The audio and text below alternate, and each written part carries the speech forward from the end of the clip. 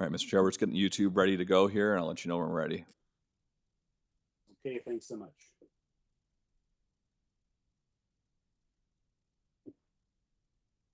All right, Mr. Chair, the live stream is underway. Okay, good afternoon. Due to COVID-19, Committee of Adjustment public hearings are being conducted virtually by electronic means through WebEx Webinar, an online digital platform, and streamed on the Toronto City Planning YouTube channel. Participants who have registered in advance will be able to make their presentations to the committee using WebEx Webinar, which is moderated by city staff. Anyone wishing to view the hearing may watch on YouTube. Participants who have registered in advance will be connecting with their computer, tablet, smartphone, or telephone and have the option of participating via video or audio only. All participants will automatically be muted on entry. When your item is called, each participant will be unmuted by the moderator, one person at a time. We also ask that you mute your devices until you're called on to speak. Those participating by video appearance will be temporarily upgraded to panelists when your item is being held. During this time, your camera will be enabled and you will only be visible during your 5-minute allotted speaking time, and at all other times, your video will be disabled and you will be reinstated as an attendee. Committee of Adjustment staff will share presentations submitted in accordance with the written submission deadline. Members of the public and applicants are not allowed to use share screen or any other panelist controls during a video appearance, and the host will remove you from the panelist role if you fail to respect this instruction. Land acknowledgements. We acknowledge that the land we're meeting on is the traditional territory of many nations, including the Mississaugas of the Credit, the Anishinaabe, the Chippewa, the Haudenosaunee, and the Wendat peoples, and is now home to many diverse First Nation, Inuit, and Métis peoples. We also acknowledge that Toronto is covered by Treaty 13 with the Mississaugas of the Credit. In accordance with sections 45 and 53 of the Planning Act, 1990, as amended, this meeting of the Committee of Adjustment of the City of Toronto is called to order. The Committee of Adjustment considers applications for variances from the provisions of the zoning that apply to the property, permissions to extend or alter lawful non-conforming uses, and consents to sever properties to create new lots. Anyone in attendance today wants to receive a copy of the decision of the committee on an application must submit a written request for a decision by email. Please ensure that you include your name, address, and email address, because the Committee of Adjustments, and in the event of a local appeal body, will be sending notifications and appeal updates by email. If you do not the committee rendered here this afternoon, you may be able to appeal the decision to the Toronto Local Appeal Body, or in some limited circumstances, the Ontario Land Tribunal. However, the provincial government recently, not so recently anymore, amended the Planning Act and generally removed rights of third parties to appeal Committee of Adjustment decisions. As of November 28, 2022, the Minister of Municipal Affairs and Housing specified persons and public bodies, as those terms are defined in the Planning Act, are permitted to appeal decisions of the Committee of Adjustment. Appeal instructions are set out at the bottom of the decision of the committee. Hearing procedure will go in the order listed in the agenda. However, we're going to be starting off with item number 16, which was in the morning agenda list, but was notice was sent out for this afternoon. So we go in order. When an application is uncontested, it just doesn't mean that no one's opposed to it, but that no one is here in person to make deputations. The agent or applicant may proceed with the presentation if they desire. When the committee does not require a presentation, applicants are to advise the chair should they wish to speak to the committee. The committee may ask questions and or then take the matter into committee for a decision. Each speaker, including the applicant or their agent, will be given a maximum of 5 minutes to address the committee. The clock is showing up on the board, and we will comment when you're reaching 5 minutes and ask you to wrap up. When addressing the committee, please start off by clearly stating your name and address for the record, and please also remember to confine your remarks to the matters outlined in the application, i.e. planning matters. When addressing the applicant or agent on a matter where there's more than one person making a deputation, goes first and makes their presentation to the committee. Please note that the committee may not entertain revisions to proposals at the hearing today. The committee may decide to defer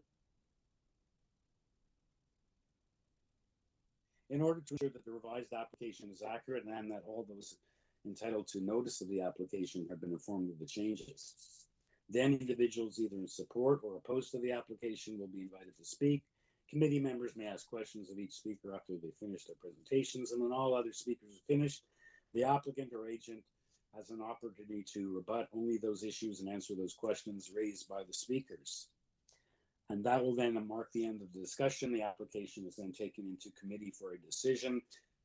Question, do any of the staff or panel of the matters have any declarations of interest to declare with respect to the matters before us this afternoon? Okay, none to declare. Thank you.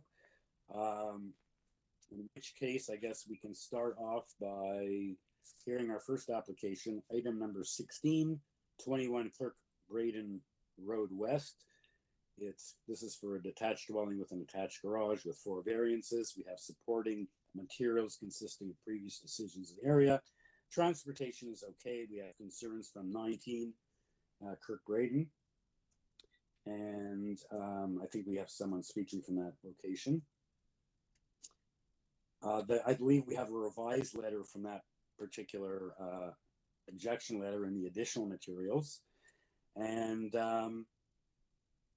okay, that's all we have. Oh, in the we have in the additional materials that letter from that neighbor, or a second letter. Okay, so we'll hear first from the agent for the applicant, Gabrielle Guiducci, and then we'll hear from Sunita Patel at 19 Kirk Braden. Or Braden. Welcome. Is Gabrielle Guiducci there? One moment, Mr. Chair. Okay.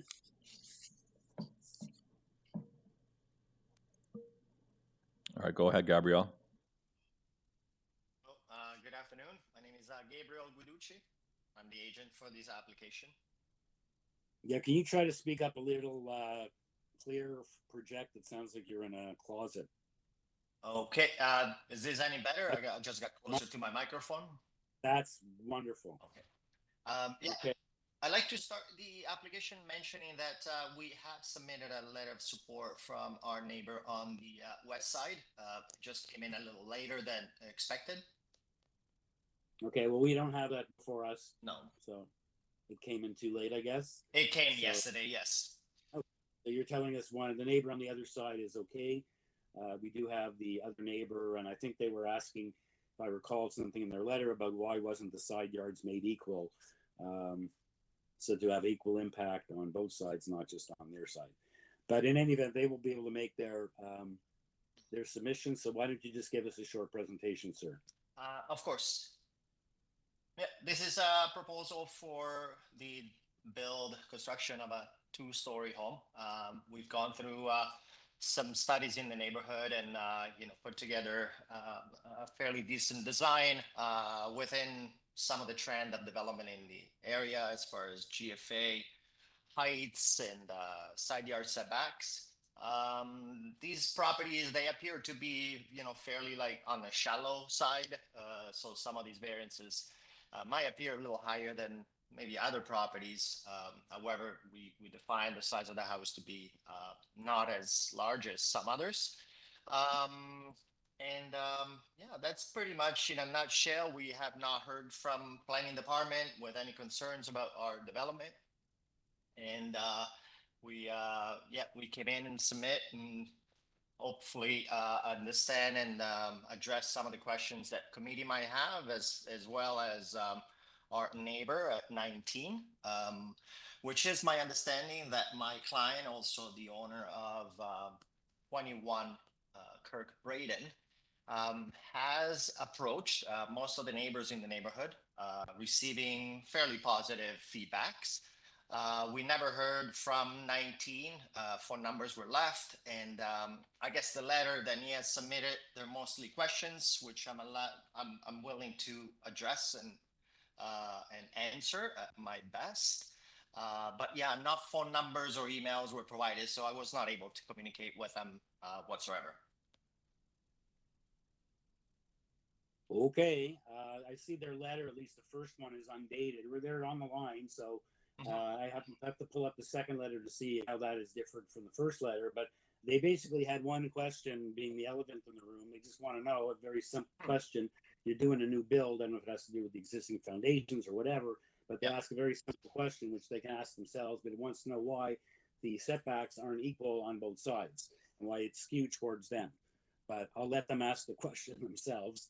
And I'm going to pull up the second letter because I know they did send a revision to the letter. Yeah, is the same okay. letter with an addition comment towards, I guess, window locations? Okay, anyway, let's hear from the neighbor and you'll have a chance to respond. Okay, but I think that was basically what their question was. Yes. Thank you for clarifying. I'm going to look and see if there's something else. I think, oh yes, questions in the second letter. They also added something about the windows on the east side, but we'll hear from the neighbor then. Does anyone have any questions thus far then for the agent, Mr. Guiducci? Okay, so let's hear from Ms. Patel at 19, Kirk Braden, and we'll have her going to get her second letter and the additional materials on the board while she speaks. Mr. Chair, just as a note too, we have an additional area resident that will want to speak after Ms. Patel. Okay. Okay, who's that and what's their address? I'll add it to my list. We can send that in a quick email. Okay, it's the other adjacent neighbor. Okay, we'll see when they show up. It doesn't. We'll be kept in suspense. Okay, let's hear from Mrs. Patel then. Hi there. So yeah, the question really is about the space. Can you please sign up? Can you please just state your name and address? Oh, sorry. It's Sunita Patel, and I live at 19 Kirk Braden Road West. Okay, welcome. Oh, thank you.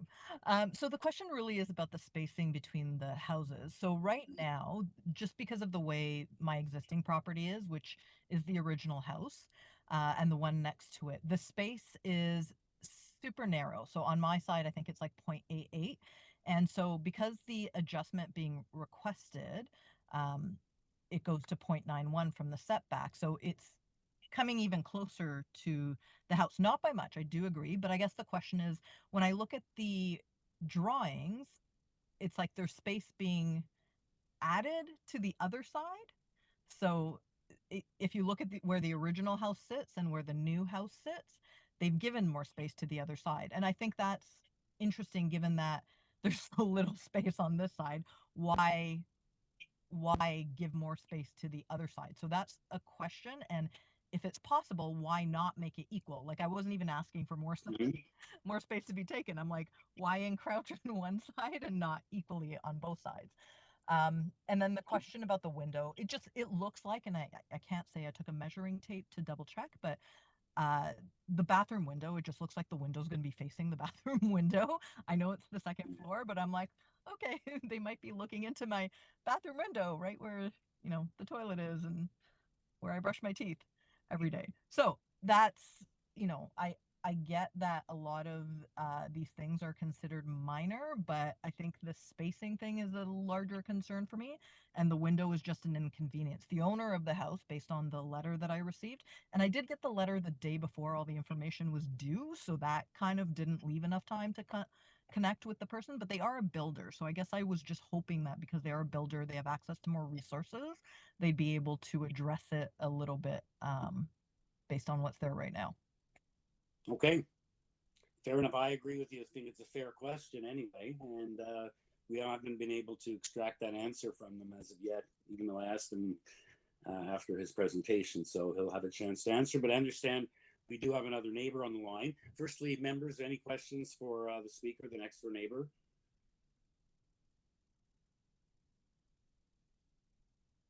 And I see neither letter seems to be dated, so it's always a good idea to put a date when you, I guess sometimes when it's an email, it already has a date on it. So, okay, let's hear then, Adam, if you can introduce the next speaker. Yeah, the next speaker is Alexandra, and Alexandra, could you please give us your full name and address? Absolutely, yes. This is Alexandra Madarovich, and I am at 20 Kenridge. So if you're looking at the site plan, I'm at lot 9, just below. I'm just looking at the location map here. Mm-hmm. So you're in the backyard, right? That's right. So that's Kendridge? Kenridge, yes. Yeah, okay. And your number is? 20. 20, so you're like just one house removed. 18 looks like it's directly behind 18, so you're one house over. Yeah, we just Close enough. share a little bit of fence at the back there. Gotcha. Okay, And let us know what your concerns yes, are. and we didn't receive a letter or anything like that. But that's okay. My concern is really the overall size of the home. From what I'm looking at, there's a 57.5 percentage increase in the floor space index, and I'm just wondering how that's a minor variance. And then my other concern was it being not even a meter from the lot line. I guess I'm just worried that it'll stick out like a sore thumb, and I'm just wondering why it's necessary. Oh, so basically the question from why it's skewed towards the neighbor you previously spoke. Sorry, pardon me? That's basically the concern of the other, you're talking about how close the homes are. Yeah, it's really the Size. overall size of the home. I mean, in the area, generally speaking, the houses actually aren't that large. So I'm just worried that it's not going to be built in, accordance with the other homes in the area. And why does it have to be so big and take up such a large percentage of the lot? Okay. Thank you for, we know what your concerns are. Members, any questions for the neighbor behind? Okay, then let's go back to Mr. Guiducci for his rebuttal to the neighbors, what the neighbors have had to say. Yes. So yeah, in answering to Ms. Patel, Sinita, in regards to the side yard. So as we typically design these homes, as you've seen in some of our researches, most of these new developments tend to have one side as a variance and the other side to meet the requirements. Typically, that 0.9 meters setback requested variance tends to be on the garage side, which in our scenario, it's dictated by the location of the existing driveway. At the same time, we chose to have the other side at 1.2 meter as by default of the decision of adding the garage side at 0.9 from the side yard. And again, like these are, to some extent, to me, it's a bit of a, like the fabric in the area are very similar to what we are requesting. The house at 23, for example, does have a 0.93 side yard setback on the east side. Ms. Patel also has a 0.80 meter setback on her existing single family dwelling. So there's a little bit of that sort of conversation in regards to the side yard. In response to Alexandra behind us, thanks for your comments. Again, like I want to go back to what I mentioned at the beginning of this presentation, which had to do with the fact that we are dealing with a fairly shallow property. So yes, the coverage tends to be about 5% on the coverage. However, we tend to have designed the home to not impact that much at our rear yard setback. We don't have any building length variances. We don't have rear yard setback variances. We have obviously GFA and coverage. This is why we're here. From a height variance, I tend to believe that's a very, very minor variance. We meet wall height variances. So from a massing point of view, I feel this is within acceptable variances. I consider them to be fairly minor individually or as a whole. Yes, and I guess the 1 meter question she might have had at the end was answered by the same question, the same answer I gave in Ms. Sinita in regards to the side yard. Okay, for that explanation, you gave a logical explanation of why it's skewed because it's the driveway side. One of the other applications today was only as far as the driveway, it only went 6.9 meters, and then it skewed back because it only was there. But thanks for giving, because the lady is, entitled to know why you do it, because you like the neighbor, or in terms of making it equal. So thanks for giving that explanation. Okay, so members, any questions then for either Mr. Guiducci or these two neighbors, or is someone ready to weigh in with a motion? I'd like to make a comment if I can, Mr. Chair. Go ahead, for sure. That side yard setback struck me as well. I understand the explanation. I'm not sure I'd buy it. This is a new build, so I don't think it's fair to compare a new build to an existing house. And, if you're going to, if you're going to be asking for a variance anyway, then the variance should be better or an improvement over the existing situation, not making it worse. And for that reason, I believe, and the driveway exists as it does now. It could continue to exist at the same setback. So that's my comments, and I don't think I want to support that one variance for that reason.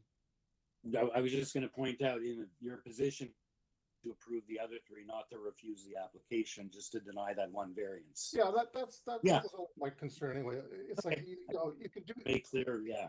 Because the applicant. So you're saying not, make them straighten it out. Make them. The applicant put it back. Make an improvement on both sides, and so he come to us with two variances, but they're two very minor variances, and they're explainable. So anyway, I don't buy it. Okay. So any other comment or a motion by Mr. Komarek? If no one else has any comments. Okay, Stan, would you like to make a motion? No one else wishes to weigh in, so perhaps you want to make a motion. Sure. I mean, I'm willing to approve it with the exception of which variance number is that now? One. No, sorry. 3. Variance 3. Yeah, and you've given your explanation already. Yeah, that's my motion. Okay. We have a motion. So we have a seconder for that motion. Ms. Reddick, thank you. All in favor? Okay, it's unanimous. The application, the modified approval, the motion is unanimously accepted. So the approval, variances 1, 2. And thank you. 3 has been refused. And Mr. Chair, if we could go to item 25, where I've requested that the committee defer the application. Correct. Thank you, Madam Secretary Treasurer. We'll call item number 25, 15, and 35 Treehorn Drive. This is a consent to sever the property into 2 lots. My writing is too small. Anyway, my writing's too small when we get to the application. Item number 25, and the speaker. We do have a speaker who said this is going to be opposed this deferral request. So we have 3 speakers. We have Amar Singh, the agent, as well as 2 area residents from 37 Kingsgate and 53 Norgrove Crescent. So this, just for their edification, what's happened here is staff has advised us this morning that staff is requesting a deferral request, and they'll explain why there's a dedication required as prior to that or in conjunction. So staff is saying it's premature, and so we'll hear from Mr. Singh. First of all, do you have Mr. Singh on the line? Mr. Chair, we do. We do not have the other area residents, though. We have tried to get a hold of them, but we have not been successful. Okay, well, at this point, we're dealing with the issue of a deferral in any event, not on the merits. So perhaps let's just, let's hear from staff as to the, okay, first of all, let's just do a quick introduction. Got to scroll the bookmark. Oh, yeah. So this is an application to sever the property. I believe I don't think there's any construction proposed. Any existing easements are being maintained. And okay, let's hear from Madam Secretary Treasurer. So I've spoken at length with the applicant, and I've advised that I'd be recommending a deferral because Engineering and Construction Services has requested a road widening, and the committee should have everything in front of them properly, including a revised draft R plan showing the dedication, which would then affect the areas of at least one of the parcels, unless they're modifying both of them. I don't know yet. And we should have the updated conditions from ECS based on a revised proposal. The conditions that you have before you right now are not fulsome. They do not involve the city solicitor, who would have to be involved in order to take the dedication and provide a clearance for that condition. Okay. Engineering Construction Service memo, it's dated March 30th, and you're saying it has to be up. They've now requested this road widening, so in order to get that done, it all has to be sort of done at the same time. I note that planning had no concern, heritage planning had no concern. Okay, so let's hear from Mr. Singh, the agent for the applicant. Hi, good afternoon, everyone. My name is Amar Singh, and I'm a land use planner at Toronto Lands Corporation. TLC is a wholly owned subsidiary of the Toronto District School Board, and we manage all land use planning and real estate matters on their behalf. TLC understands that city staff are recommending deferral of this application for additional time to circulate and comment on the updated draft R plan that addresses the city's required road widening along Royal York Road. I just want to note that this plan was circulated to city staff at the end of May. I believe it was May 31st, but I understand that city staff did not circulate that updated draft R plan, and so they need additional time to circulate that and provide comment. And so as of today, the Director of Zoning and Secretary Treasurer had a call with TLC's Director of Real Estate, Leasing and Strategy and confirmed that this application will be rescheduled for the July 20th hearing date. So on that basis, we're okay for the deferral if there's commitment from staff to reschedule it for July 20th. Thank you. Okay. I did advise my director that I couldn't guarantee that date because I don't have all the information yet, and I still need to have a conversation with the manager of transportation services to make sure that we can get up-to-date comments once we have the revised materials. So I would be asking that it be deferred to the next available hearing date rather than a specific date. Okay, and in terms of what you're advising in the minutes, so I take it that's because, Madam Secretary Treasurer, because you don't know if all of the preconditions are going to be able to be met to get it back on. It's not that you don't have, it's not like you're in downtown and you just don't have room on the July 20th. If everything is done on time to get everything done that has to be done, including notice, then you could get them on the July 3rd, July 20th, you even have to stick it on at the end. We don't have overly long. Well, the issue is we have to mail tomorrow, so it doesn't give us exactly what I'm saying is given all the everything has to fall in line, these preconditions, and enough time to circulate and send out the notice again to advise of the new date being July 20th. So that is, I appreciate you've stated that on the record, and that's what the members will vote on. I take it. They can't commit to a July 20th because they may have a notice issue based on when you comply with these things that it's being deferred for in the first place.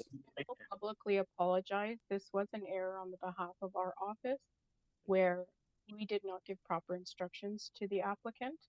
So they did not drop the ball, our office did. Okay, but notwithstanding who dropped the ball, you've explained the difficulty there, the impossibility of committing to a July 20th hearing because there has to be time for all those things to happen, plus the notice to be sent out. Correct. I would just like to note that members, I do have the updated documents, and I am planning to submit that to Barb by end of day today.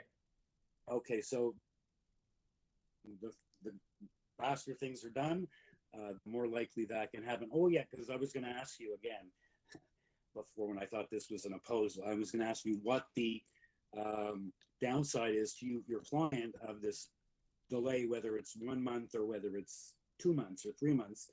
What is the just to state on the record, what's the downside of obviously everything, you want to get things done sooner than later, but is there any construction, or is this just a like a severance, a technical? There is no construction. However, the purpose of this severance is to potentially sell the severed parcel to Toronto Catholic District School Board. And so they have an immediate need for secondary school accommodation in this area. So the downside here is not being able to provide secondary school accommodation in this area in a timely manner. Oh, Meaning okay, this, well, meaning this fall or this September.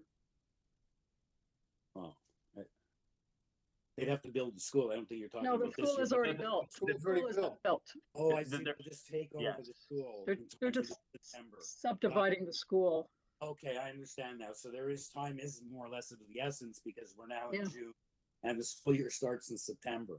So now I understand. Thank you. You answered my question about what the downside of delay is. And again, if it's a staff error, that's unfortunate, but we are where we are. Make a motion. I've just got a couple of comments. I mean, I don't see the harm to either side of either going forward or delaying, because there's nothing to stop TDSB from leasing that school to the Catholic School Board even before they do the severance, on the one hand. On the other hand, I don't see what the widening of Roy York potentially, how that's going to affect our decision making on the severance. I really can't see that. Very good comment. And someone address, no, it's a good comment, but I guess there may be some reason why they want to do that. I think must be the reason. It does sound like there's a chance that it can get on July 20th if everybody moves really super quickly. Anyway. Yeah, unless there's also, this is the time to get the road widening commitment because they want something. So I don't know if that's going on, but if no one, you know, Yeah, they can always do it as a Mr. Kamarick makes a application. very good point. They can still get they can start their process and have it, you know, we're not here to give them legal or any other advice, but perhaps they don't have to be delayed. Certainly if it gets on by July 20th, and the speaker has said he's going to get the material that he has to get to the city by the end of business today. So let's not belabor this any further. Is someone ready to make a motion? Motion to defer for everything that we've talked about in the last 5 minutes. Okay, thank you, Ms. Alderson. I second that. Okay. Second by Ms. Reddick. All in favor? Unanimous. The matter is deferred. We'll see everyone here again. Hopefully July 20th, when I believe in person for the first time in a long, long time. Okay, so we've now done 25. We can now return, I guess, to item number 18. If I'm correct. That's where we were. Number 18 is 83 Farningham Crescent. It's a detached dwelling with an attached garage with 4 variances. We have a highlighted revision sheet. One of those aside was taken down from 0.59 to 0.50, it looks like. Urban Forestry is looking for conditions 2 and 3. And the speaker on this application is previous page. Oh yes, we have several. Edward Bagage, the agent for the applicant, as well as the area residents. 4 area residents, 3 on Farningham and 1 on Blackdown Crescent. Perhaps say more if I turn the page. Or is that all we have, Adam? And oh yes, and also 1 more. So 4 on Farningham, subject to Adam's confirmation, and 1 on the other streets, Blackdown Crescent. Mr. Chair, members, all area residents are present on the call at this time. Okay. So let's hear from the agent. Hello, everyone. Distinguished Chair Hello. and members of the committee. My name is Edward Begay, and I'm the agent, the applicant for the proposal. So we're proposing for 83 Farningham Crescent. The proposal. Yeah, first of all, sorry, I just want to clarify in my opening remarks. I said the FSI was reduced from 0.59 to 0.50. That was just my handwriting. It was actually reduced to 0.56, 3 percentage points. So please start over. I'm sorry for for not mentioning that. We do have on this application, as I was reading through, a lot of objection letters, 6 objection letters that we have in this application. Thank you. Go ahead. Okay, as I said, the proposal for 83 Farningham Crescent is to build a 2-story single-family dwelling. The house has been designed to fit into the characteristics of the neighborhood. The height of the house, the top of the roof, load coverage, rear yard setbacks, front and rear landscaping are all within the bylaw requirement.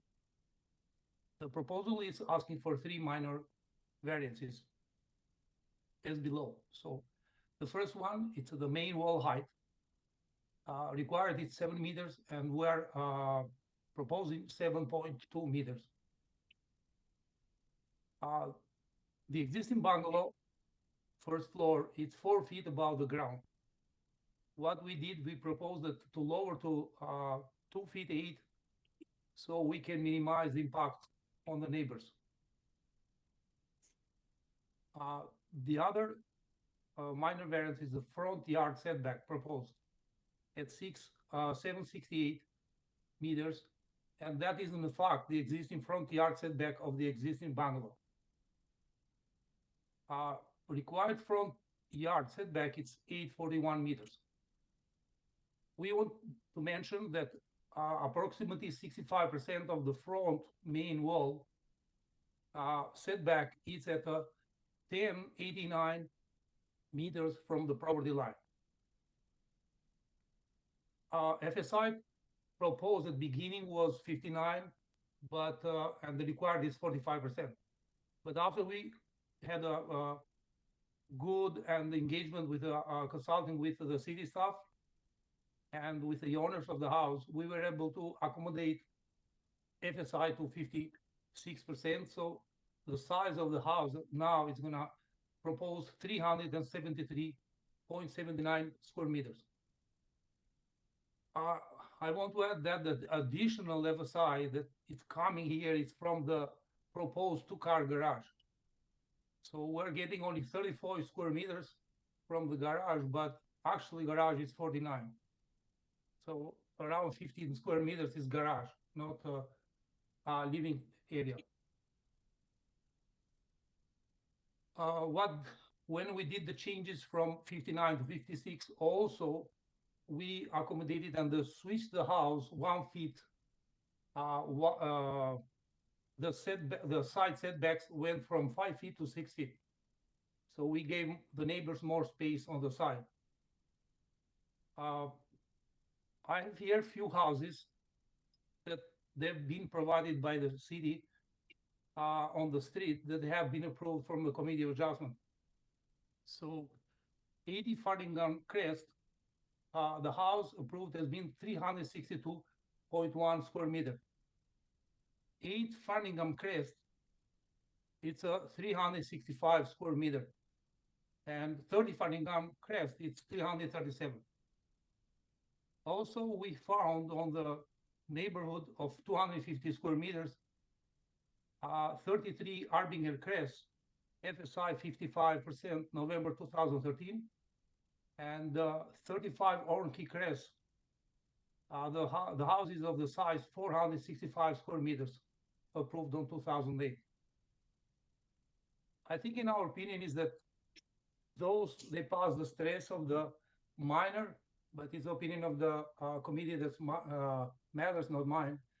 So I'm hoping for the best here. Thank you. Thank you, sir. Any questions for the applicant? I assume, sir, also you've read all the neighbors' letters, and I think the build form they prefer when people have sort of used the bungalow's foundations to build their second floors, and one of the letters gives us several examples. Again, whether that's a design choice or not. In any event, if no one has any questions for you at this time. Just a quick question, if I can. I'm going to come back to the front yard setbacks again, Mr. Chair. Yeah. I just want to confirm the applicant said that the proposed front yard setback is equal to the existing. Is that correct? Yes. So the existing garage front, main wall of the garage is the one that we're proposing for that part of the house. The other part, it's a 10. I understand. I see the site drawing. I understand that. I'm just asking if you're doing the same, an improvement or a worsening. So you're saying it's the same. Yeah, it's the same. We're standing on the footprints of the existing garage. Thank you. And no part of the new structure is being brought as that forward. And I think when he asks, is it making it worse? Is there more building offending that front? No, it's the garage only. It's the garage only. Okay. Because it looks like it's a crescent. You know, every street's different, but I guess it's a question of how they line up. When you're on or nearing a curve, it looks like they're nearing a curve. So perhaps we'll hear from the applicant, I guess, sort of neighbors on that as well, if that's part of their objection, the front yard setback. So good to bring that to the fore, Stan. Okay, so let's hear, I guess, the first neighbor. In addition is, we'll go in the order on my list, is 81 Farningham, right next door. Hi there, this is Timur. Are you guys able to hear me? Yes. Perfect. Please state your full name. Yeah, my name is Timur Petrov. I'm a resident at 81 Farningham Crescent. Okay, welcome, sir. Great. Let's hear your concerns, and we perhaps, which one is you have a letter from you? We'll put it on the board while you speak. Sure. Yeah, so my letter, I can see it's on the screen right now. Two, okay. Yeah. So I did know that most of the neighbors made comments regarding the character and the zoning variances. So I'd like to focus some of my discussion on how I think it does not conform to some of the official plan policies. And you're the most directly affected neighbor, being right next door. So yes, you're a very important speaker. And the impact is greater on you, on both the Jason and the one behind, than anyone else. So that's right. You have to. So go ahead. Sorry for interrupting. No worries. So in the official plan, under the neighborhoods section, I want to talk about 3 main points. So the first is development in established neighborhoods should respect and reinforce the existing physical character of each neighborhood. And under 5C, we have prevailing heights, massing scale, density, and dwelling types. So my response to this one is all of the existing developments on our particular stretch of the street have lower heights. As far as I can tell, they respect the heights and the zonings. The massing is smaller and it has a lower density. So if we just take like our section of the street, this proposal would be, by my estimate, probably 1,000 square feet bigger than anything in the immediate vicinity.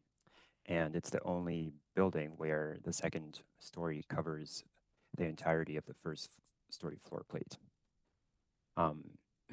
Secondly, under point 5D, we have prevailing building types. And most of the existing buildings on the street are bungalows. If we look, so I want to focus on the buildings that are closest to the subject. I noticed the agents talked about developments that are older and that are further away than the 4 I have highlighted in my letter. Maybe we can show some of those images as we scroll through as well. So in particular, 66 and 52 Farningham were constructed to be raised bungalows. And then the other 2 nearest ones are 58 and 67 Farningham, which are 2-story structures, but they have variation in the massing, where the second floor does not have the same floor plate as the first floor. I think this creates nicer, it creates variation. There's variation in the roof line. There's some interesting architectural elements, whereas the proposal is pretty much just a massive rectangular prism. So for this reason, I do not believe it conforms to the building types in the immediate vicinity. So moving on to point 5F, prevailing setbacks from the streets. I did note that the agent submitted that it's going to be the same as the garage. I haven't looked at the survey, so I can't confirm, but I have a question. If like this would imply that the existing garage currently does not conform to the zoning, so the existing structure has been there since the beginning, since the subdivision was constructed. So I'm a little bit confused how just about that point in general. But moving on, so my concern as a neighboring property is that they will be building on top of this garage, which protrudes forward. And it's going to create a very tall structure very close to the street. This is going to disrupt the sight lines of the street, and in my opinion, it's going to stick out like a sore thumb. And as a closing remark, I would like to submit to the committee that the last 4 developments, closest 4 developments and the most recent developments in the vicinity seem to respect the in-place zoning bylaws. So my question is, why should this one be an exception to the norm? And looking at the nature and architectural elements of the proposal, I think it shows some lack of consideration for its built environment. So for these grounds, I urge the committee to reject this application, and I thank you for your attention.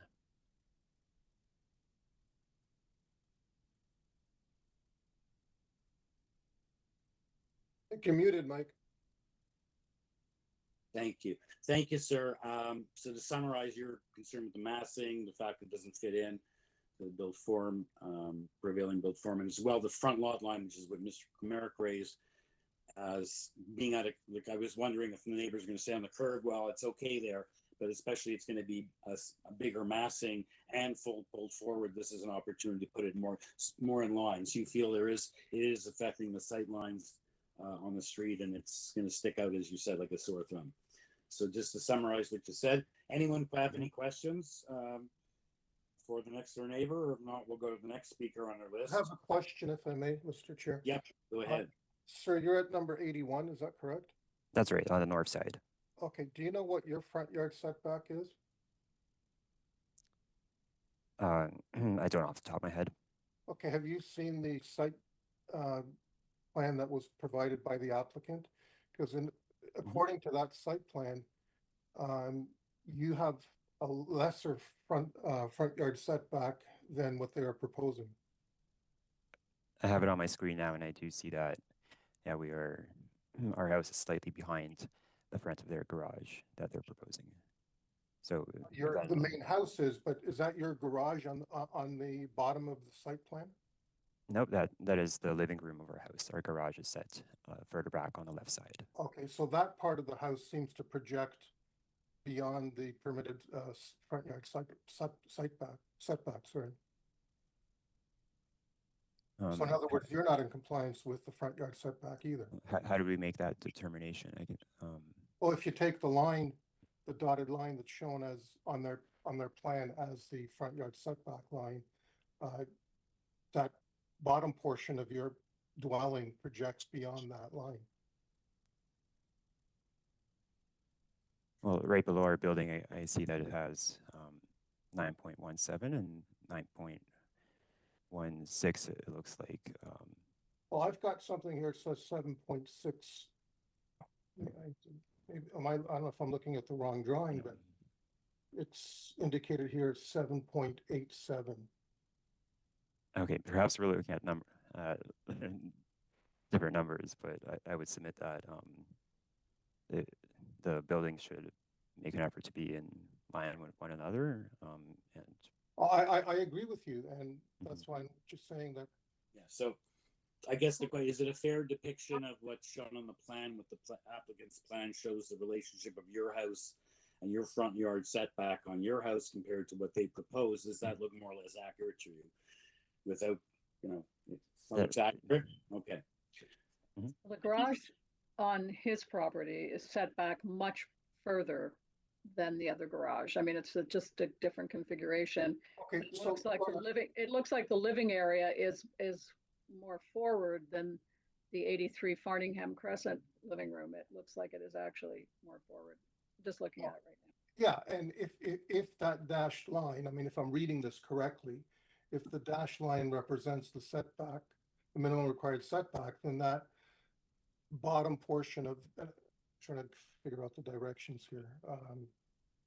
That bottom portion is closer to the road than what's being proposed. So the front yard setback is not a static number for everybody. It's always the average of the two adjacent dwellings. Right. Right, okay. So the front yard setback for 81 is going to be different than for 83. Right, okay. And if the speaker has, the speaker at 81 is complaining, as is other neighbors, about that particular variance. We've heard now how it's measured. It is, we're not here to argue about the 81. He's not building anything. We're dealing with whether 83 is appropriately placed on the lot. No, I understand, but also planning has, trying to figure out the relationship of the three to each other. So, of course, because if you come in and complain and your house is the same or worse, even though it's a one-story, I assume, Mr. Petrov, your house is a one-story? Correct. Yeah. Okay. So exactly, that's my point. It is going to be a two-story. Previously, where it is a one-story bungalow, and the impact on other people in bungalows. No, for sure. And the main part of the house is being moved forward from what it is now. Yes. I mean, I understand all of that. And what I would highlight is there's a massing issue for sure. Yeah, I'm sorry. It's exacerbated by the front yard setback if they're building house.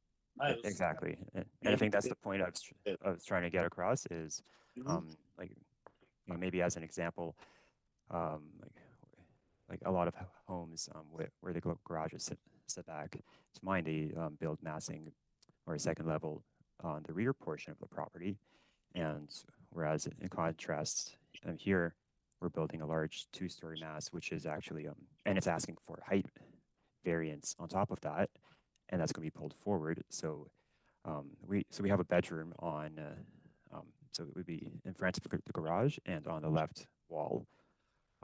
So on the left portion of that front protrusion of our house, if that makes sense.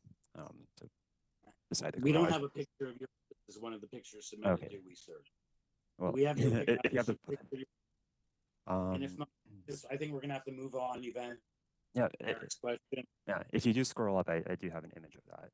Maybe if you do point it to pages higher in my letter, that should be there. That's possible. The picture on the board, if they can scroll to, I was trying to do on mine. Yeah, the bungalow on the other side of 83 is more in keeping with the configuration of 83. So 85 is more in line with 83. Okay. I guess so. Yeah. I just want to highlight that. Yeah, by pulling it forward and increasing the height, we're going to significantly reduce sunlight onto our house and onto that particular bedroom window, which already has limited sunlight because it's facing their garage, and now we're putting arguably 2.5 times more. I agree, it's a massive issue for sure. Okay, Thank you. Answered that question, so let's now go on. Unless there's any additional questions for this speaker, the next speaker is Bonnie Major from 7 Blackdown Crescent, and we have a letter from Keith Major on which we can get up on the screen as she makes her comments. Hi, I'm Bonnie from number 7 Blackdown Crescent. We are directly behind the proposed big house.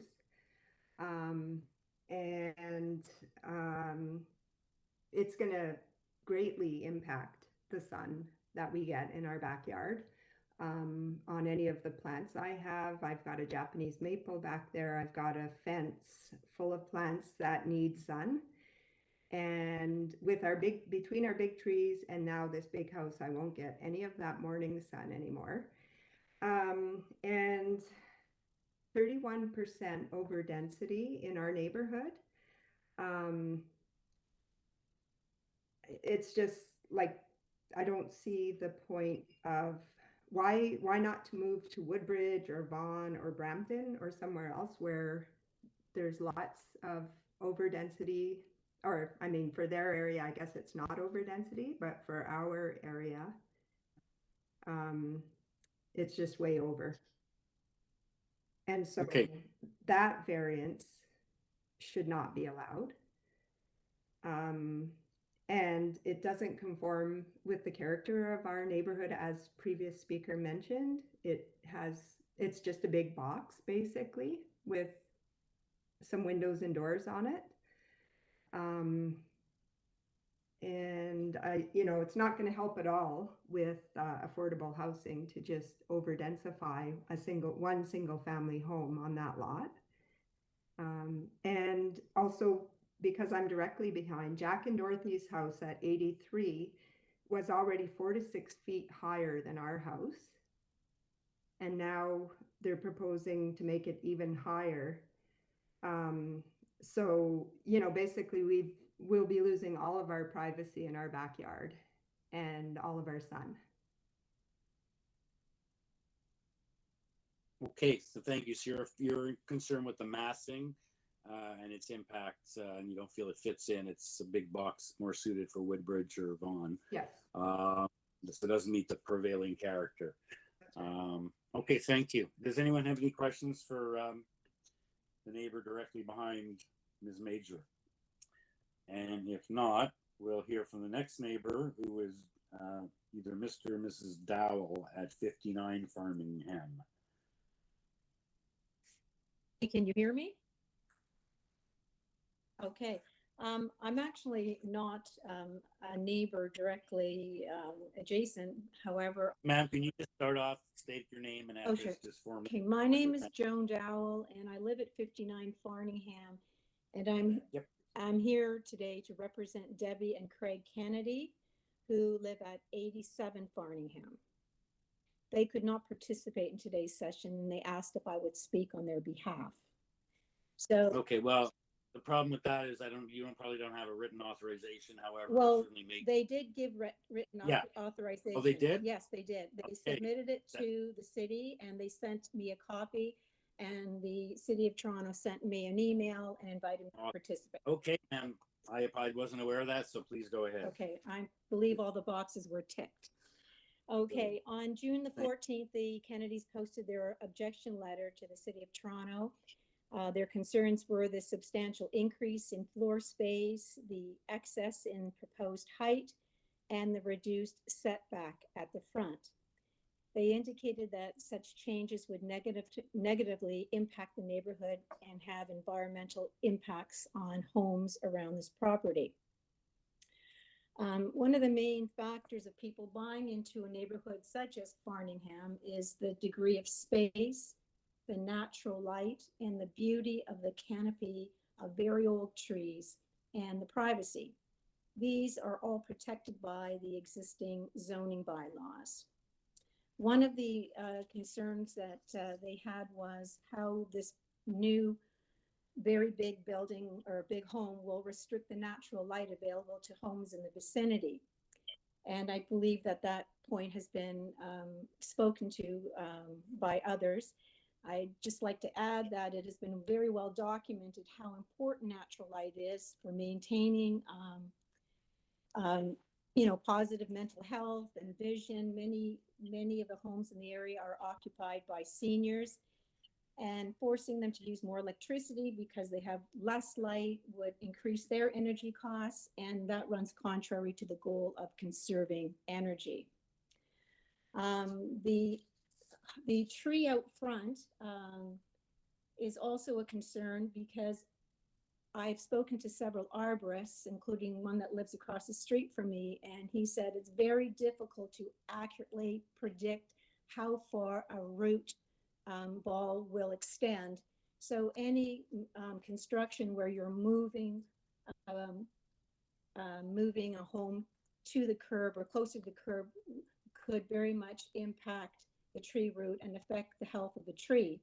And another good example of this is when hydro came along and had to install and bury the hydro lines at the front of properties along Farningham, and their arborist said that the trees would not be affected And that was not true. And directly across the street where our arborist lives, he said, please don't do this. You're going to kill 2 of the trees. And that's exactly what happened. 2 of the very, very old oak trees died.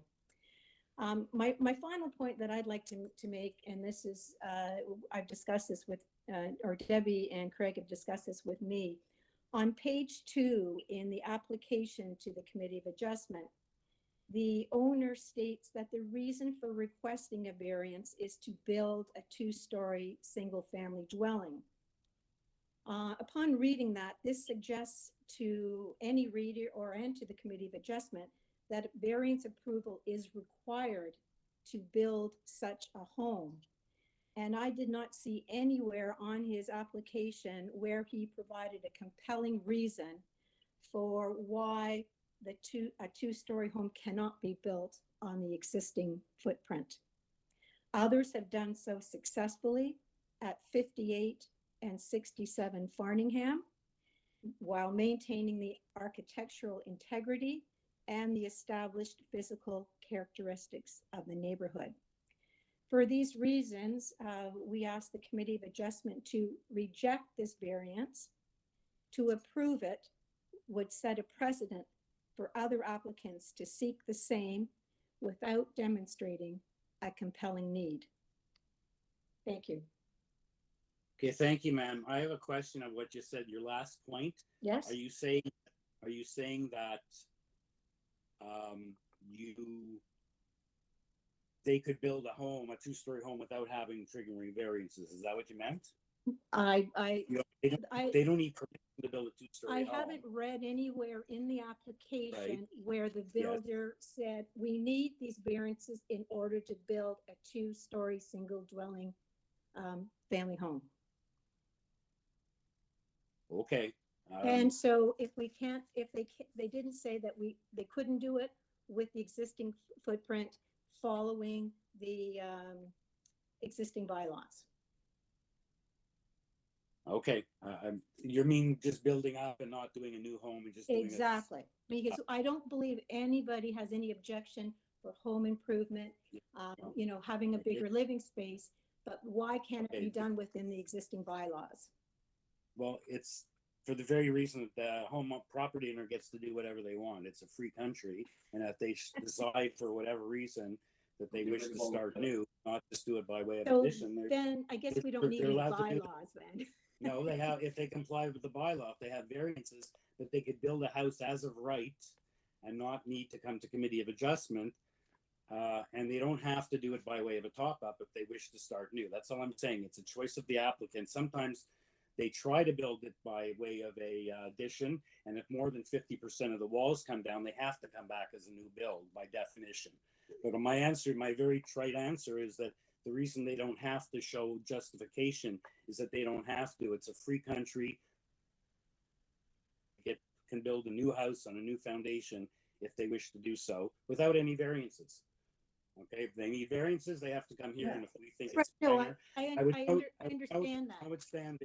Sorry? I understand that they would come to the Committee of Adjustment. However, it seems to me when I read the application that they're suggesting that they need the variances in order to build a 2-story home.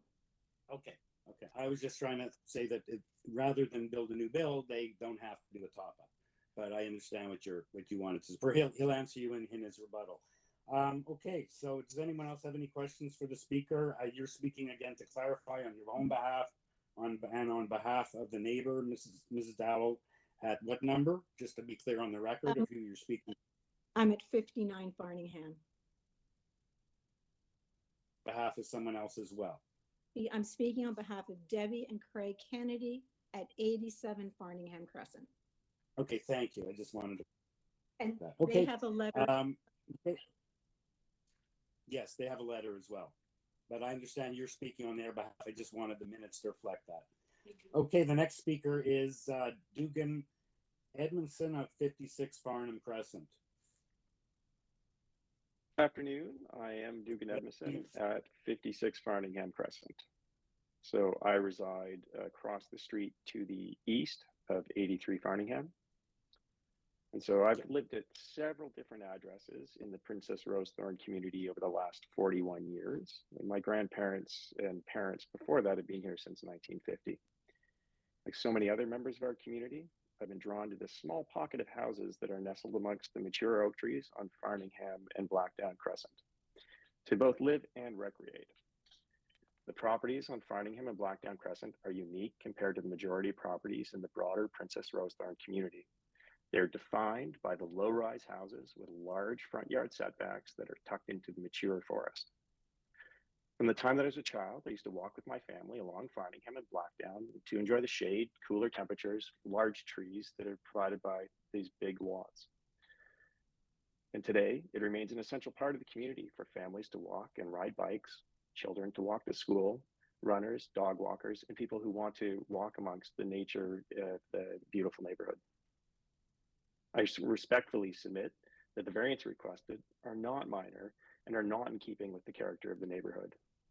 Specifically, the significant increase to the floor space, the FSI, which I understand, although reduced, is still more than a 24% increase over what is permitted by the bylaw.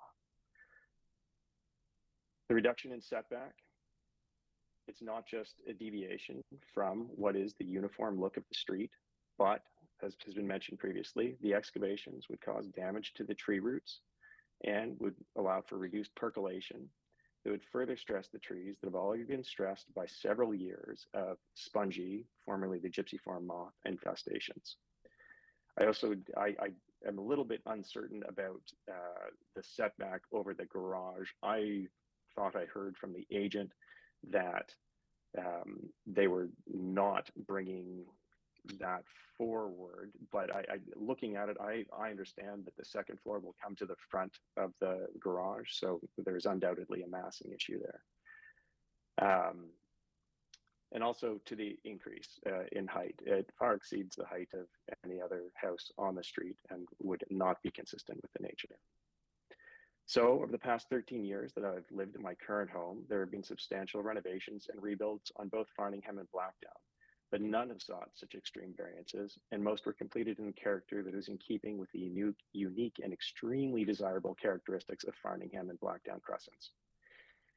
And they've done so within the confines of the characteristics that have existed since these streets were first developed in 1950, which I would again like to impress upon is distinct from the broader Princess Rosethorn community because the mature trees were left intact as these houses were built. So in order to preserve the characteristic of Farningham and Blackdown that are so fundamental to the high property values and the unique community benefit of this urban forest, I ask that the committee deny the requested variances. Thank you.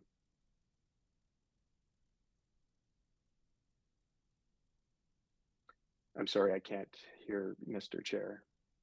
Thank you, sir, for your submission. I guess you live next to some of the pictures provided shows how new builds or additions have sort of fit in with the neighborhood and the Yes. objection, I think, is to the built form of this. And specifically, everyone is concerned about the front lawn line. So while we have, I think, one more speaker, your next door neighbor left to speak, whether, again, as in the last application, if the committee was inclined to refuse, just to let the applicant think about this, to refuse that variance, the front lot line, could he build this house, or would it, if he pushed it back on the lot, would it trigger a rear yard variance and create a whole new set of problems with the neighbors, or he'd just have to cut it off and build a smaller house? So just to leave that out there as he listens. Yeah, to, well, as the former speaker the former speaker said, you can build a very large house within the existing bylaws. And by all means, you're right, it's a free country and property owners should be able to do things within the bylaws that are created to support the communities that have existed for, what are we at, 80, 70 years. Yeah, you or I may choose to just do a top up, but it's a free country. If someone wants to start and build on any law, I'm not talking about this law, then they have the right to do so if they comply with the bylaw or can convince the committee that any changes Exactly my point. You so can build. I just leave that as saying food for thought. Right, I'm not suggesting that they should be restricted to leaving the existing foundation. If they decide to do a complete rebuild, that's acceptable. but I would like it to be done within the existing bylaws. I do not see a need to build a house of this size in this neighborhood. Okay, fair enough, sir. Thank you. So the last speaker, does anyone else have any questions for the current speaker? Mr. Edmondson, or if not, we'll hear from the last speaker, Allison Blair Sparfell at 54, his next door neighbor.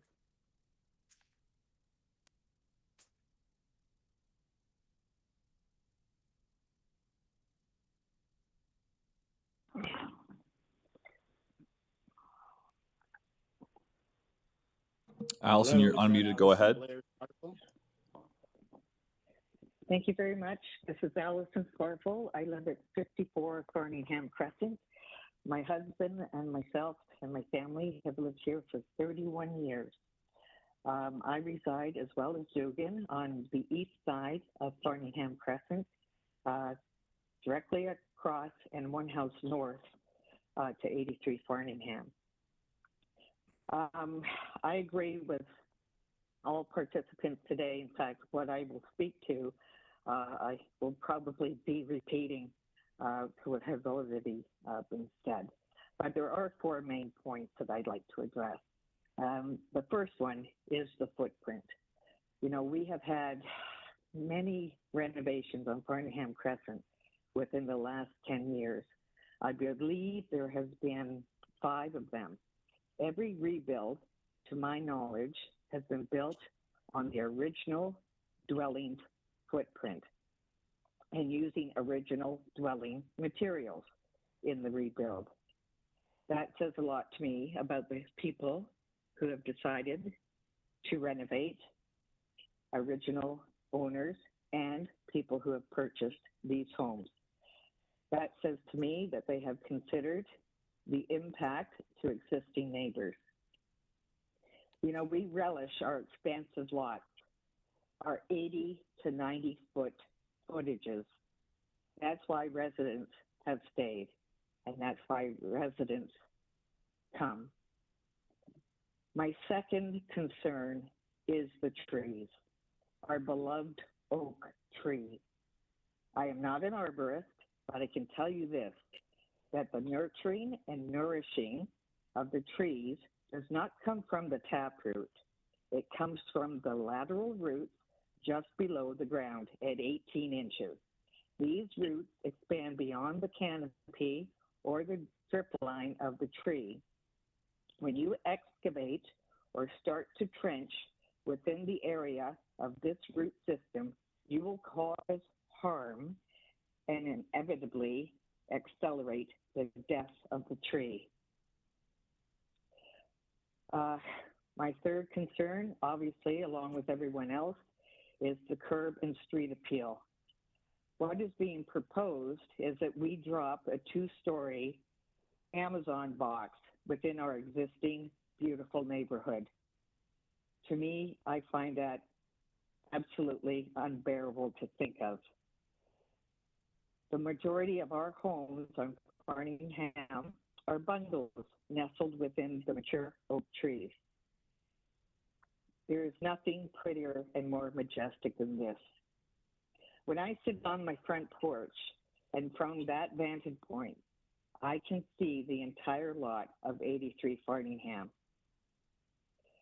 After the death of both original owners in April 2022, I had wondered who would purchase 83 Farningham. I was most disappointed to learn that it was a builder. Please take your box-style, cookie-cutter home elsewhere. It does not belong here.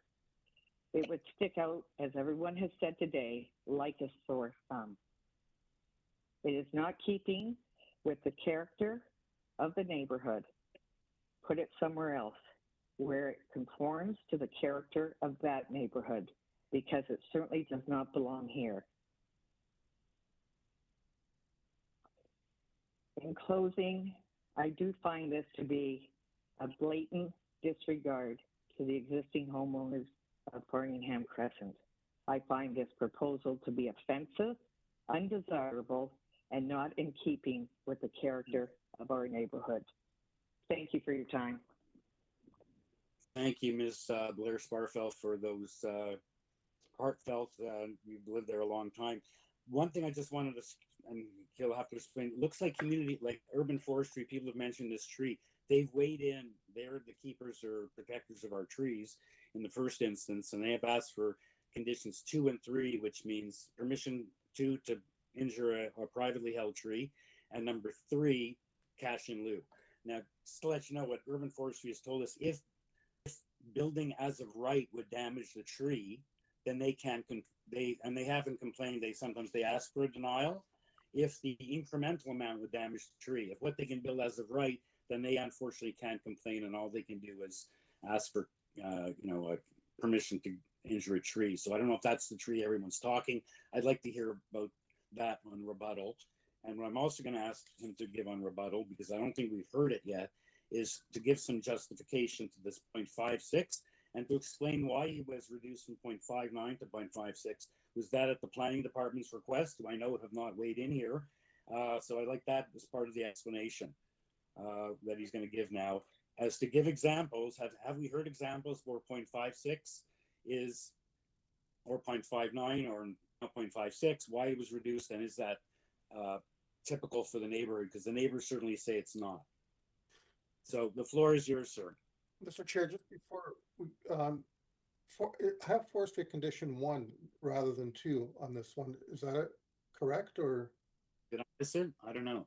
What does everyone else have? I know I wrote 2 and 3. I've got 1 wrong? and 3. I wrote 2 and 3. Okay, so it's my mistake. Thanks. Okay, so like I said, urban forestry is weighed in their infinite wisdom. They're not shy typically about giving refusal requests when they feel that the extent of the addition, and here they're talking about a back tree. No one's talking about the front tree, which if there's a front yard setback, as the last speaker said, those roots could be compromised. So perhaps we'll hear about that in rebuttal, but I would like to hear, we're spending a lot of time on this, and we have a lot of concerned neighbors, although no staff concern, is to show us that 0.56 is a acceptable, aside from also the build form issues. So please, sir, go ahead. The floor is yours. Hello again. Hello. You've had a lot to listen to, so if you need to go over 5 minutes, I will give you permission to slightly exceed that. You've heard from a lot of neighbors, and I'm asking questions too. So please go ahead. Touch base on that front yard setback as well. We truly respect the concerns of the citizens and the neighbors.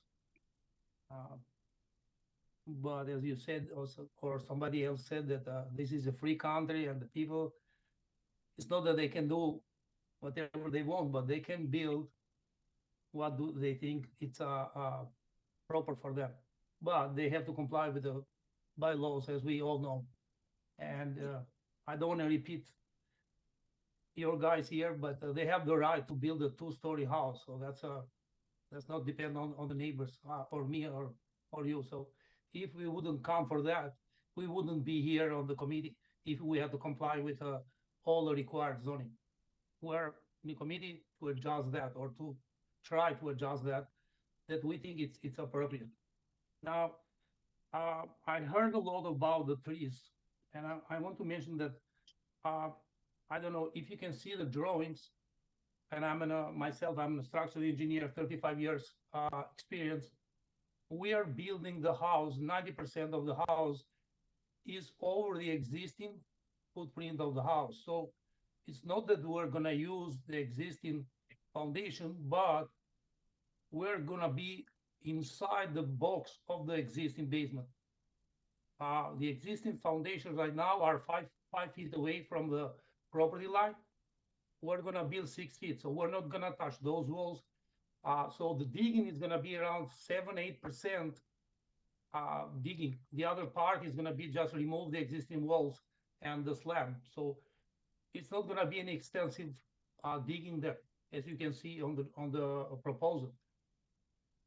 So there is not gonna be any impact at all on the trees, because we're keeping the existing side walls as a shoring, and we're gonna build all the side of walls to build the new walls, the new concrete walls. The other thing is that a lot of concerned neighbors mentioned why we didn't build over the existing house. As I said, so I'm a 35 years experience professional engineer, a structural engineer, and we went and we checked a few times with the owner and the other designers, and it seems that the existing foundations, they are not in the good conditions to keep another story. So that's why we decided to build a new house. So we don't build and create a risk for the public. So we don't make those decisions. The other thing is, so the reduce from 59 to 56 was after we had a long and I think a very good discussion with the staff from the city. They advised us and we complied with their advice. So, and the owner has to comply also. We couldn't go lower because otherwise we could have damaged the whole design concept of the house. And this is a extended family, and they need all the rooms and the areas that they are looking for. For the height of the room we're building above the garage, if you can see in the drawings, we propose the roof not to come on the front, but to go 7 feet inside of the area. So we're not gonna, if you can see there, so we're not blocking the light and things like that. So we're trying to make it work as soon as possibly we can to help that. But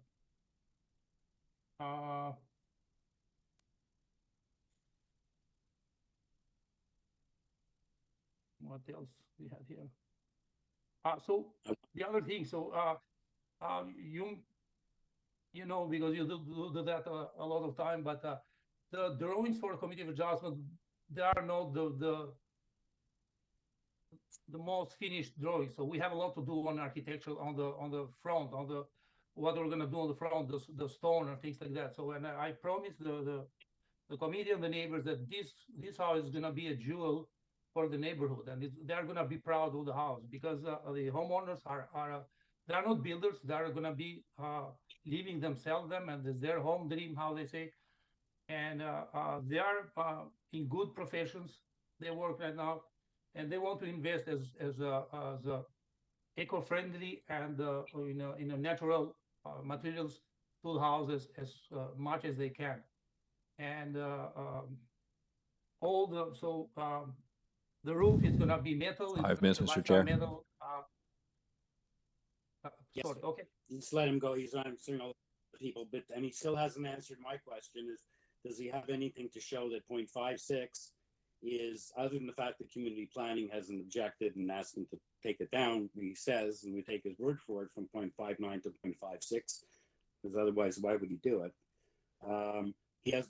What about the front yard lot line and why you chose to put it there? And if you get that refused like the last application, does the entire application fail, or can you build a house if you get denied variance to the front yard setback?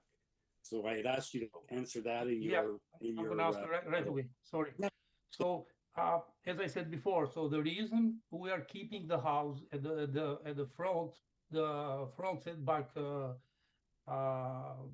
portion of the house, so is that we're building above the footprints. If you can see with interrupted lines, it's the existing footprint. So we don't want to dig. We don't want to go and create, and we don't want to go further back, because in the back there is a slope of the house, and the house is going to look higher. That's why we went, instead of 4 feet that the existing bungalow is right now, for the first floor above grade, we went 2.8. So we lowered the house on the first floor. So we considered all the concerns of the neighbors when we designed, and that's how much we can do. So. Okay, are you more than a meter away from the rear lot line at the rear yard setback? We are Were you right at the rear yard 6 setback? feet, 1 point, yeah, we are up, so we were 5 feet, but once we, the city staff asked us to go from 59 to 56, we moved that to 6 feet, so we narrowed the house, so we gave the neighbors 1 feet more than the existing house is right now. So the side setbacks are 6 feet right now, 187. So that's how you took off the 0.3, you made it narrower, not shorter, or you didn't take it off in the front. So my question was whether if you don't get the front yard setback, whether you can still build this house, or does the whole application fail? I.e., do you have room to move it back on the lot and not trigger a rear yard or any other setbacks? So you really haven't answered that. But those are the end of my questions. Thank you for your submissions. Sorry, Michael. Yeah. Again, I haven't heard anything about how that 0.56 is other than the fact that the planning hasn't objected. And maybe that's all you have to give us, but we haven't seen any examples. And the neighbors then feel it's just that's not the prevailing character, and we've heard what their concerns are. So let me turn it over to the other members to see if they have any remaining questions for either you or any of the other speakers, or if they're ready to take it into committee and make a decision.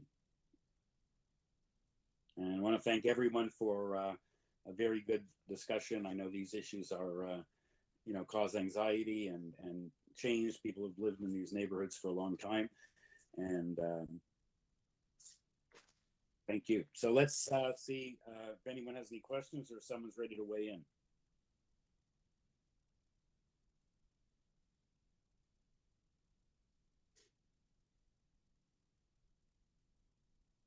I'd like to reiterate one of your questions and see if we get an answer.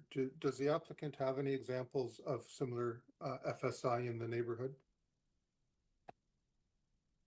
Yes, I provided you. So 80 Farningham Crescent is 362 square meters. So it's where 373. There are 360. Yeah, all of the examples that you previously provided were about 10 or 20 square meters less than what your application was. So 7 Farningham Crescent is 365. We are 8 square meters higher. And all that. As I was saying, do you have any that are at the same FSI or the same square footage? We don't have the same street, but we have a 33 Abinger Crest that is 57%. That we discuss all this with staff, with the city. I don't know. That's for them to make their decision. We're trying to make ours. I'm not saying anything. Sorry for my. I take it back. Thank you. And just to sorry, just to answer Michael's question is that if we have to move back the house, if we have to comply with we would create then we would create the problems for the trees and everything, because what we decided to do, we decided to keep the house inside the existing basement. So we're not gonna dig on the rear, we're not gonna dig on the sides. We have only 10% on the one side of on the front of the house, but not at the garage. So that way we don't have any choice but to have to stand on that front and back.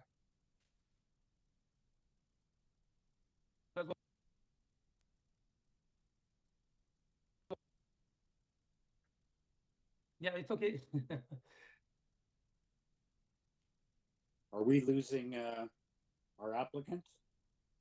No, Mr. Chair. Are we losing me? Okay. Mr. Kamerick, your question's been answered then. So anyone else have any other questions, or is someone ready for a motion?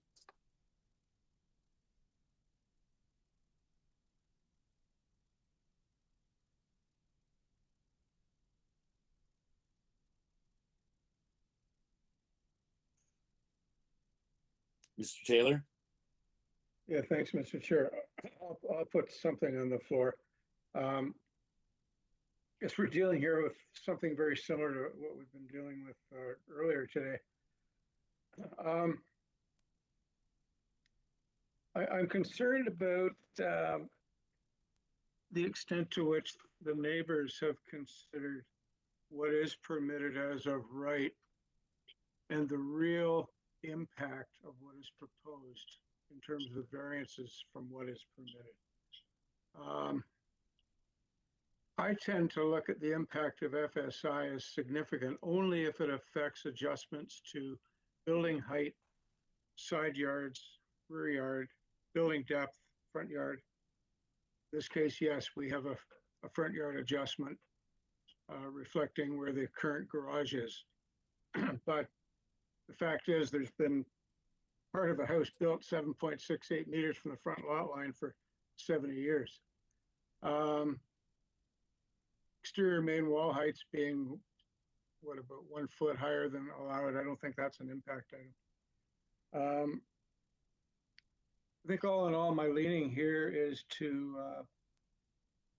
move approval of this application on the grounds that it meets the 4 tests, subject to urban forestry conditions 2 and 3. I thank you, Ms. Motion. Do I have a seconder for that motion? I'll second that motion. I did have some reservations about it, but it you know, there was nothing from community planning, so I'm, you know, I have mixed feelings about it. But anyway, Okay, yes, I move for a second. Okay, mover, seconder, all in favor? Oh, I was gonna consider, if Don would consider a friendly amendment. I just, that front yard setback, I mean, can we restrict it to the garage? Or to that portion of the site?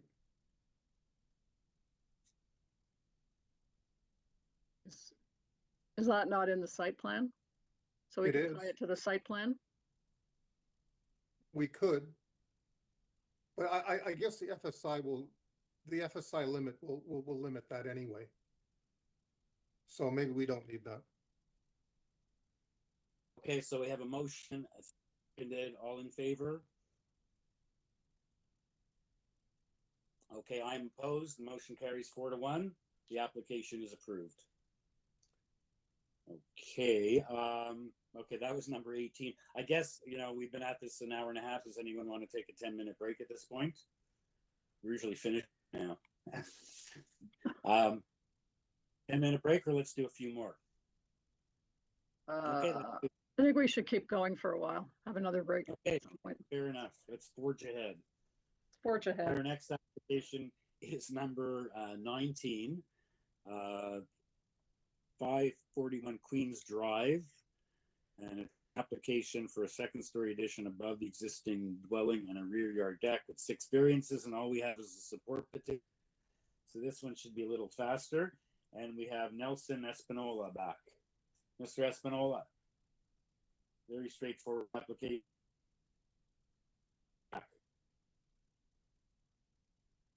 Go ahead, Nelson. You're unmuted.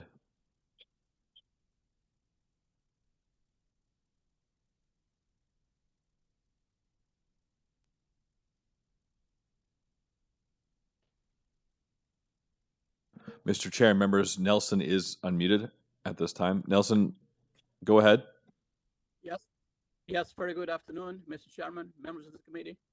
Nelson Espinola as the agent for this application.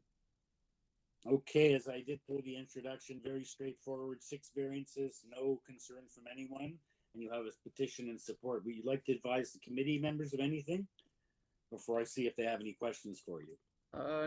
No, I have nothing to add to this application. Okay, members, any questions for Mr. Espinola, or is someone ready for a motion? If no one has any questions, I'll make a motion. I believe this application is straightforward, meets the 4 tests under the Planning Act, and I move for approval subject to, is it, no, there's nothing. Yeah. Number 19, there's nothing under 19. Okay, subject to nothing. Okay, seconder for that. Ms. Reddick, thank you. All in favor? It's unanimous. You have your approval, Mr. Espinola. Thank you. Thank you. Next application, item number 20, 537 Horner Avenue. It's to construct a new triplex dwelling, and there are 6 variances. So we have supporting material, which are photos. Planning is asking us to modify variances 3 and 4. Transportation is okay, and we have an opposition letter from 28 Burlingame. And the speaker on this application is Gregory Reuter. Speaker. Mr. Chair, members. Applicant. Welcome. Mr. Chair, members, before we get to Gregory, I'd like to bring to your attention that we had a late registrant for this item, though they have not joined the call at this time yet. Okay. I'll go ahead and unmute Greg now. Okay, because I figured it's going to be a short one. Maybe not. No, because we have planning. We have to. Yeah. So, sir, I've done the introduction. Urban forestry wants conditions 1 and 2. You've got 6 variances. We can get your supporting material photos up on the board while you speak.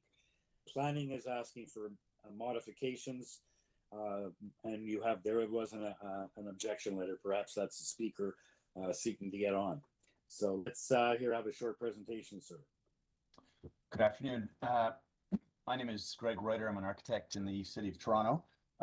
The proposal is fairly straightforward. It is an existing 2-story dwelling, which we would be knocking down completely. We would be constructing a new structure that has 3 apartments in it. The intention is to provide larger apartments all on 1 floor. The building is right across the street from a community center. It is 2 doors over from a seniors service community type outfit. We feel that the proposal is actually a fairly modest proposal. It brings amenity to the immediate community. It is not inconsistent with other dwellings and structures of this sort in the neighborhood and on the street. So if I can speak very quickly to 2 of the variances, I was contacted by Jamila Stapleton from Community Planning a while ago. She raised concerns about the floor area, the GFA identified in the ZAP. GFA, for some reason, in the ZAP is indicated at over 300 square meters, and it is indicated at 0.72 times the lot area. That only occurs if the basement area of the proposal is taken into the GFA. I don't know why this was done. I haven't been able to determine how that is required by the zoning. According to my calculations, the GFA is 0.49 and the permitted GFA is 0.4. The basement area is to zoning. It's the floor area is at the basement level. So I don't know why it was included in this area calculation, but we're, according to my calculations, actually at 0.49. And then the other issue is that item number 2, the landscaping area for the front yard and the soft landscaping. Jamila had concern about that.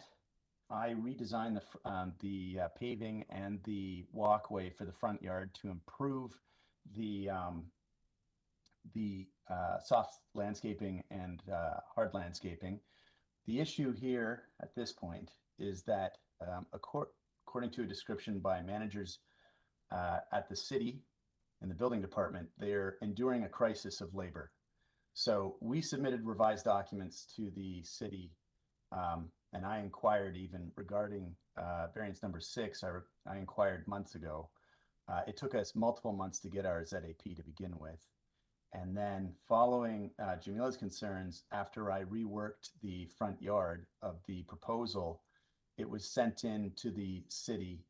And then I was contacted after many weeks and many attempts to reach the examiner through phone calls. And I contacted multiple managers. I was told it simply wasn't possible to revise the ZAP.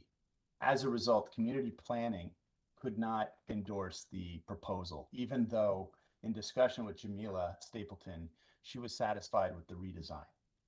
I since have gone and tried to understand how the examiner would have calculated the soft and hard landscaping for the proposal. I think I figured out what Tanya Pelovich had done. And so where she originally indicated soft landscaping at, where she indicated the normal landscaping or the yard landscaping at 42%, got that at 50%, and where she indicated soft landscaping is at 48.6%, I now have that at 70% in a revised proposal. So aside from that, I feel like our proposal is reasonable, and it brings amenity, much needed dedicated rental units to the neighborhood. I hope that was clear. I'm sorry, I can't hear what you're saying. Sorry, sir. Thanks for that explanation. I appreciate the last couple of minutes you've gone on to explain community, but I still don't know, are you able to comply with the recommendation? You said you're now at 70%, you went to 50. So the bottom line is whether you're okay with the commission to condition the community planning in their memo of June the 9th proposes to the revision to variances 3 and 4. Are you now okay with that, or you're not okay with that? I wasn't sure. So I don't know if I received that recommendation from June the 9th, to be frank. It's on the AIC. So basically they want variance 3, front yard landscaping increased to 45%, and variance 4 for front yard landscape increased to 50%. And it gives the, the meter squared what that equals to. So they're suggesting that the soft landscaping be, the front yard landscaping be adjusted to what percentage? Sorry, I just closed it to look at the application itself, but they want modifications to variances 3 and 4 from 42.1%, I believe, to 50, and from 48% to 45, and the next one to 50. It's in their planning. We could accommodate that. Okay, it's in their memo. I just want to know if that works based on what you just said. So you can accept variance 3 at 45%, 42.75 meters, and variance 4 for front landscaping, to 50% being 23.7 square meters. So the concern and otherwise they said we should refuse the variance. Sir, the concern I have here is that I'm looking at the ZAP, and both those variances are under item number 2. Item number 3 on the ZAP is referring to a parking space in the front yard. And I just wanted to make sure that you may be looking at the building their numbering. We look at the variances. So variance 3 and 4, in fact, on the notice is 3 and 4. They're right, 3 and 4. Variances 3 and 4 are in fact what they refer to. I'm also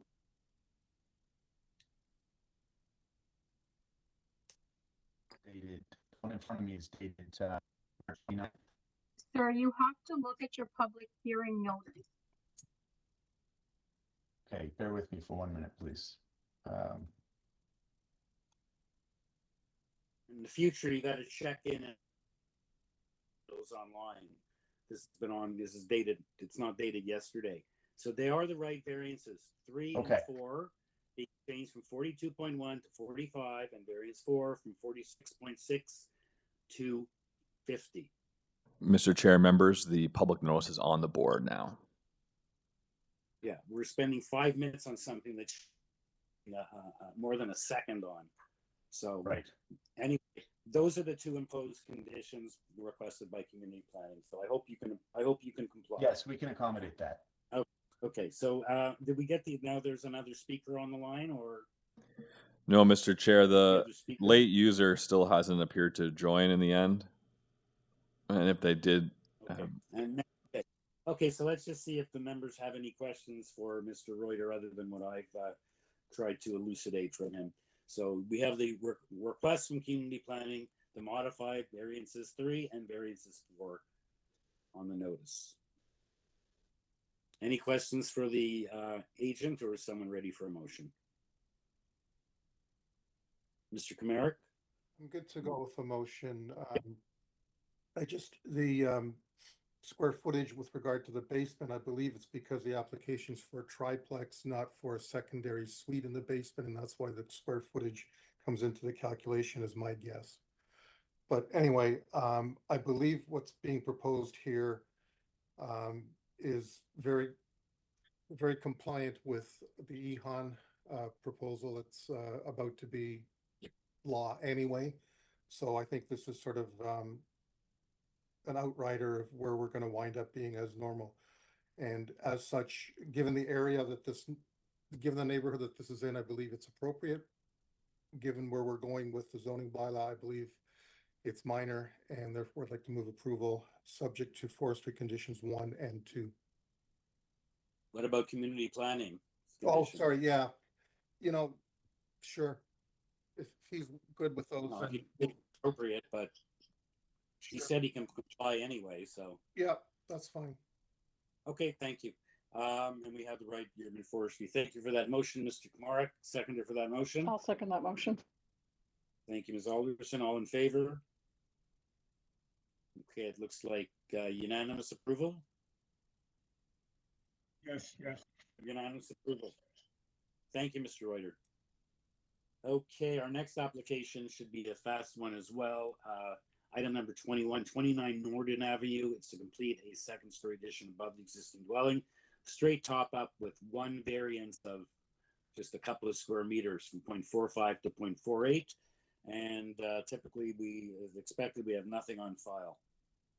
Speaker on this application is Amar Osmi, and he's the agent for the applicant.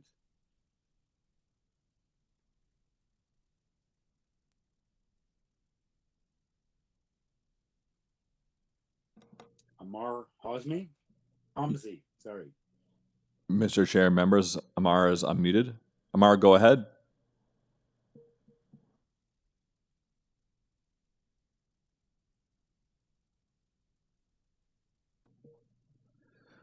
Mr. Chair, as a note again, Amar is unmuted. He was present earlier in the microphone check. So I'm not sure what the problem is now. Maybe we stand this one down for a moment while we have Amar log out. Stand that down. Perfect. Amar, if you could log out and log back in and authorize the use of your microphone, we'll be able to hear you speak. So again, please log out and log back in and make sure you authorize the use of your microphone. Thank you. Okay, so in the interim, we'll go on and do another fast one. Item number 22 looks pretty straightforward. 42 13th Street. This is an application for a two-story rear addition, a second story over this existing new rear yard deck.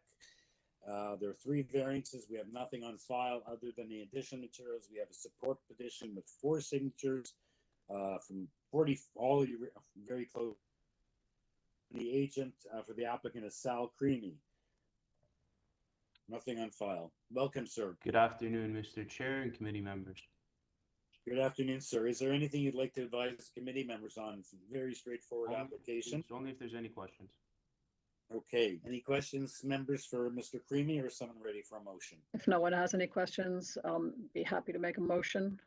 If this application is straightforward in nature, meets the 4 tests under the Planning Act, and I move for approval with no conditions. Okay, thank you. Second for that motion. See, so please just call out your name. Second for that. Second. Thank you, Mr. Komarek. All in favor? Okay, unanimous approval. Thank you, Mr. Creamy. Okay, let's go on to item number 23. And the number 23 is 1000 Islington Avenue. It's to permit a retail store use within unit number 3 of the existing commercial plaza. There's one variance that the proposed retail store is not the existing commercial store is not a permitted use in an ICI zone. That is the only variance. And we have on this application site-specific zoning bylaw, 3 of them. We have 2 cover letters. Planning is asking refusal or to limit it to 5 years with other conditions, a landscape plan, a letter of credit. Then comment that the parking space is being used for the garden center storage. And the speaker on this application is Adam Brown. Welcome, Mr. Brown. No other speakers.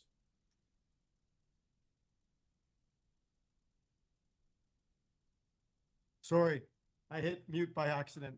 Good morning. Okay. Good afternoon. How are you? I had my video on because I even put my suit on for committee, but I'm not so good at this technical stuff. So thank you for hearing from me today. This application is one that is relating to an existing plaza. I won't flip through the slides because it's very simple. And here's what it is. Mr. Armstrong in their office did a great job of submitting slides to you.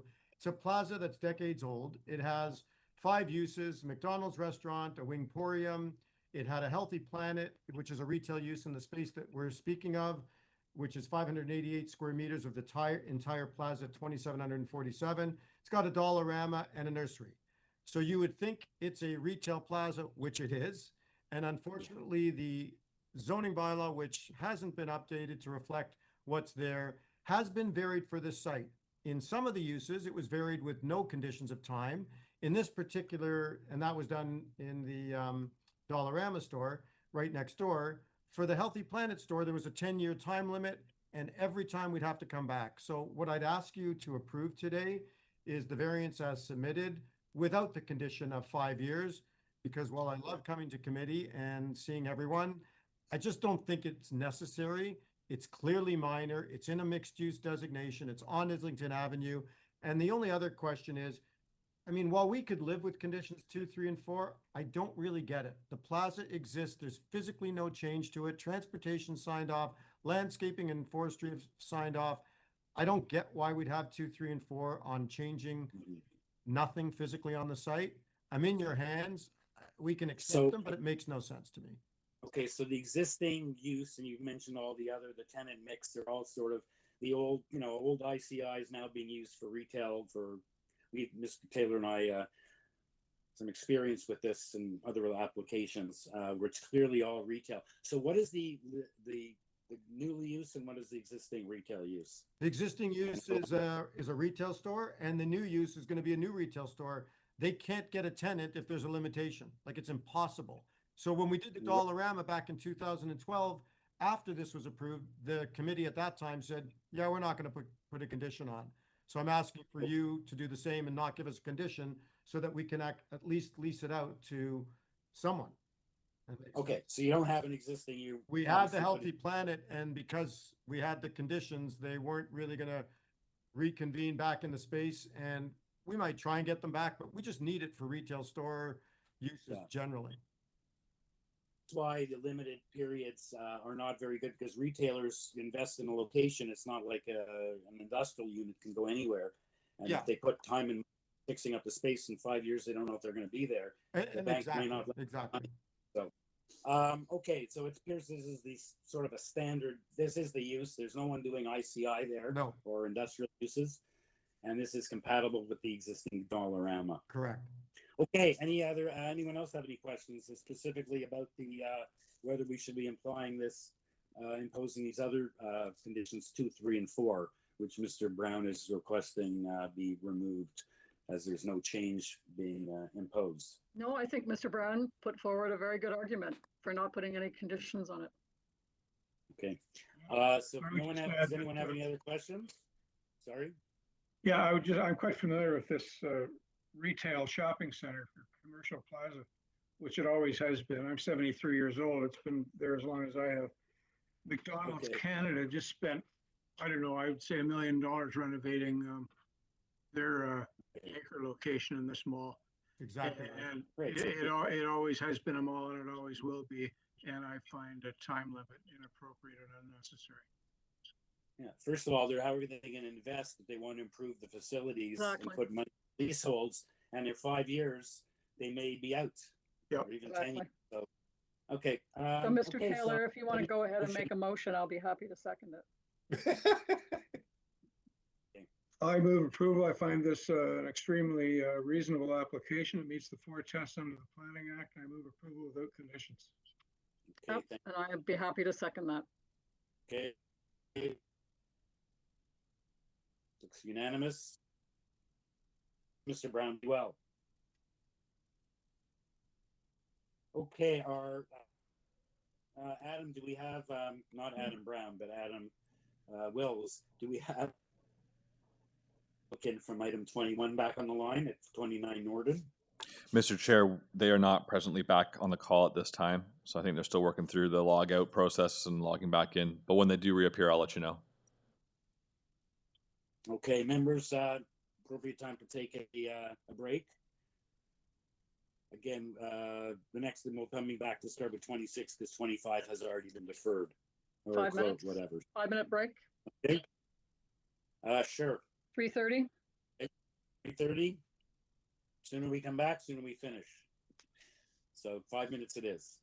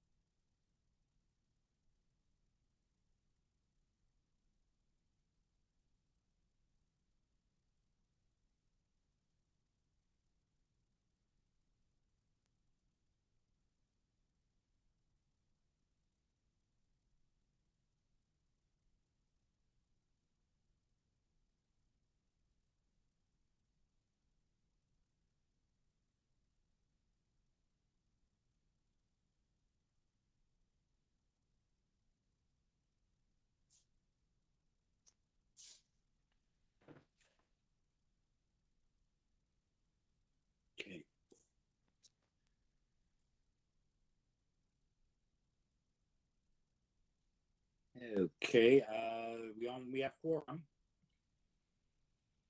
A minute or so for the others to come back. There's Laura. I assume Sophia's on her way back as well. There we go. Next application is 41 Kingdom Street. It's an application to obtain consent to sever the property into 5 residential lots, and on each lot as so created to build a, where is it here? Oh, sorry, there it is. Detached dwelling on each such lot with 3 variances each. We have supporting materials and applicant's presentation we can get on the board for Mr. Rubinoff. Planning memo dated April 26th, 2023, quite some time ago. Believes it's not consistent, doesn't pass the 4 tests, looking for a refusal. Something about being a pre-consultation consent phase, but perhaps Mr. Rubinoff can explain that. And urban forestry looking for conditions 1, 2, and 3. And we also have an engineering construction memo and the additional materials. And application we have 2, Mr. Rubinoff, agent for the applicant, as well as the neighbor at 34 Tilden Crescent. Okay, welcome, Mr. Rubinoff. Good afternoon. Just wanted to clarify that we do have a staff report, an updated staff report we just received a couple days ago. Hello? Hello? Can you hear me? Hello? Glenn, we can hear you at least here in council chambers. Okay. Hello? Michael, can you hear me? I can hear as well. I can hear you. Did you hear my introduction?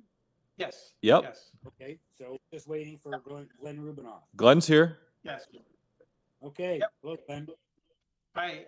So just to clarify, there is an updated staff report, which was circulated to me just before the hearing last week. And basically, the staff report is in full support of the consent and minor variances. Do you have that there, Adam, that you can share it? We certainly don't have it as part of our package. It was April 26th. Yeah, that's the date of the report we have. It's not the... Mr. Chair and members, there is an April 26th plan report on the board right this second. Is there a newer one than April 26th, Glenn? No. Can you zoom down to the number 3, which is where it says... Yeah, Glenn, this is where I didn't understand. It's a different format than a normal memorandum. I know. So it says here for number 3, the consent and minor variances is consistent with the Planning Act, and associated minor variances passes the 4-part test under subsection. So there's different categories. I've never seen this before myself, but this is the one which basically says there's no objection to the consent nor the minor variances, that they are fine with it. There may have been a previous one before we made some adjustments to the side yards, but that's everything as far as I can tell with the city is in support. Okay. Mr. Chair, I'll explain Is that. this basically like a checklist that's items like a movement to a, 1, 2, and 3, so there's 7 choices and they pick choice 3? I don't understand, because at the bottom it talks about after initial review, determined there is not enough reason to schedule a committee hearing. I just don't understand that. That's why I was hoping Glenn Rubinoff could explain what's going on. But I can explain. So there have been discussions with planning about sporadic responses to the pre-circulation. Sometimes we were getting reports or just emails, but then the applicants were kind of getting blindsided at the hearings because planning said go ahead schedule, but then they submitted a refusal report. So now they've come up with this new system where they're just going to comment quickly in advance in this manner. And if they pick one of the other options, they're not supportive, then they would submit a subsequent report detailing any concerns. Okay, so it's so basically it's choices 1 to 7. In this case, go ahead and schedule. We may or may not have comments, and now we don't have any comments, or Glenn's telling us there is a new one that supersedes this, that actually goes to the merits and says we have no problem, in addition to item number 3. I'm saying, like, I've never seen this before. I appreciate how they have this. It's, you know, a pre-information of community planning, whether they should schedule it or not schedule it. It's just a preliminary thing. So can we assume here we just didn't get a secondary report on the substance? Mr. Clark, I think I can kind of. Yeah. This is the only communication we've had, but because number 3 was chosen over number 1 and 2 and 4 and 5 and 6, number 3 is the one which is saying that they have no objections to the application. They left the area of concern blank, which just means they have no concern and they're not commenting. Okay, first of all, Barb, you're breaking up like terribly. I could make a thing with every last comment. Can you please repeat that? But sorry. Yeah. It just means in this case they have no areas of concern. They were fine to have it scheduled and they have no further comment.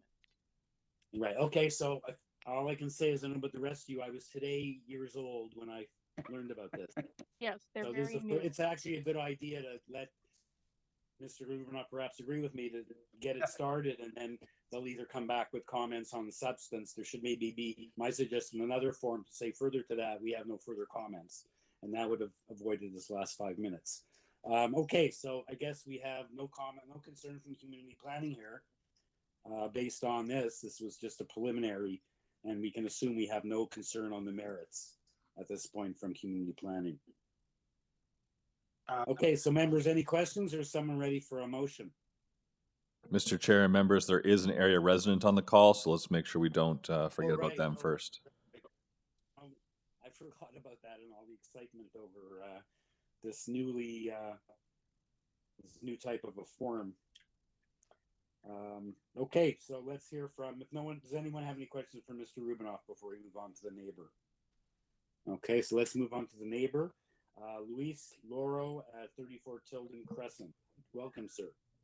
Mr. Chair and members, Luis is asked to be on camera, so I'm going to go ahead and make them a panelist.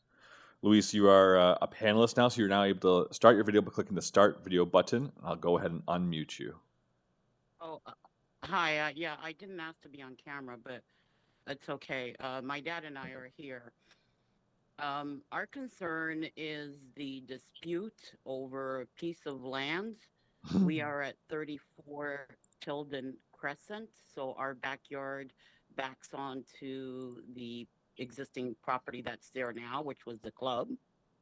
And we had the previous owners who tried to invade our land forcibly back in 2019, 2018, I believe it was 2019.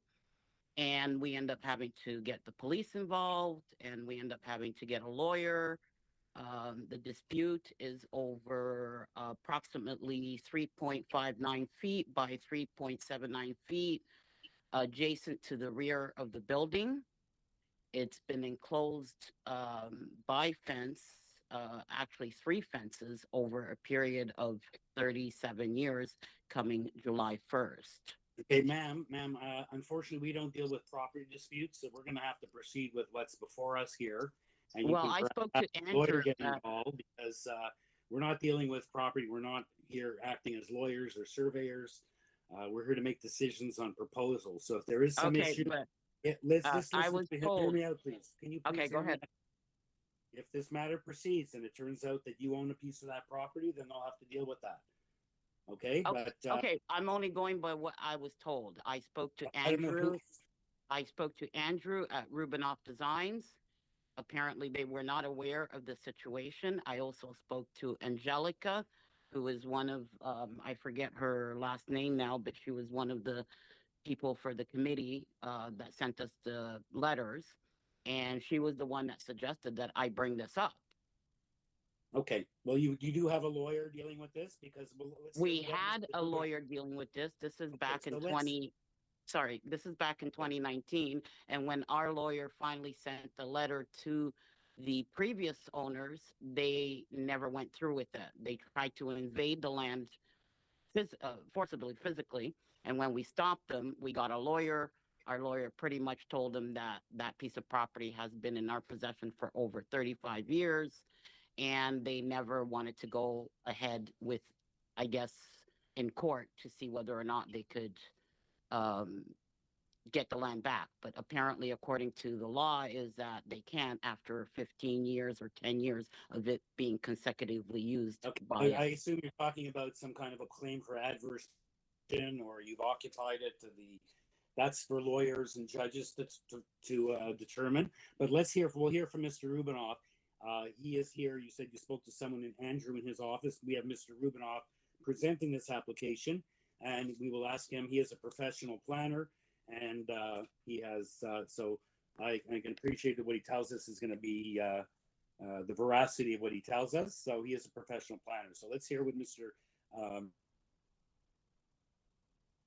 Okay, but in terms of the 5 townhouses on this lot, do you have any objection to that other than the fact you say you own a piece of the land that they're claiming is theirs?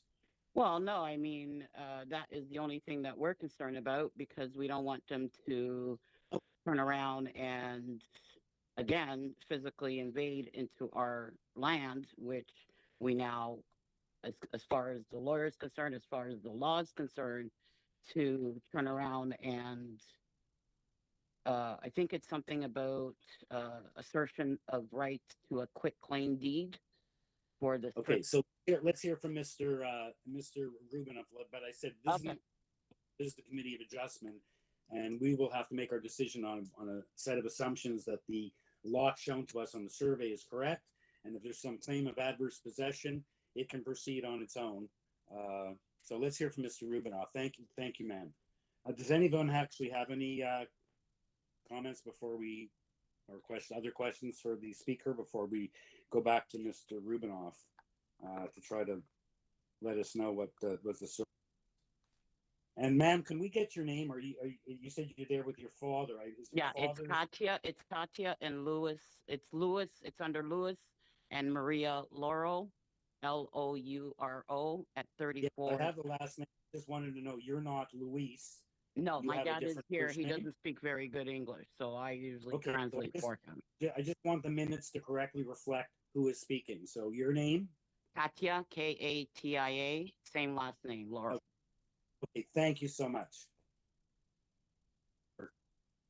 So just staff can change that and make note of that on the minutes. Let's go back to Mr. Rubinoff unless anyone has any questions for Katya. Okay, let's go back to Mr. Rubinoff. Mr. Rubinoff, what's going on?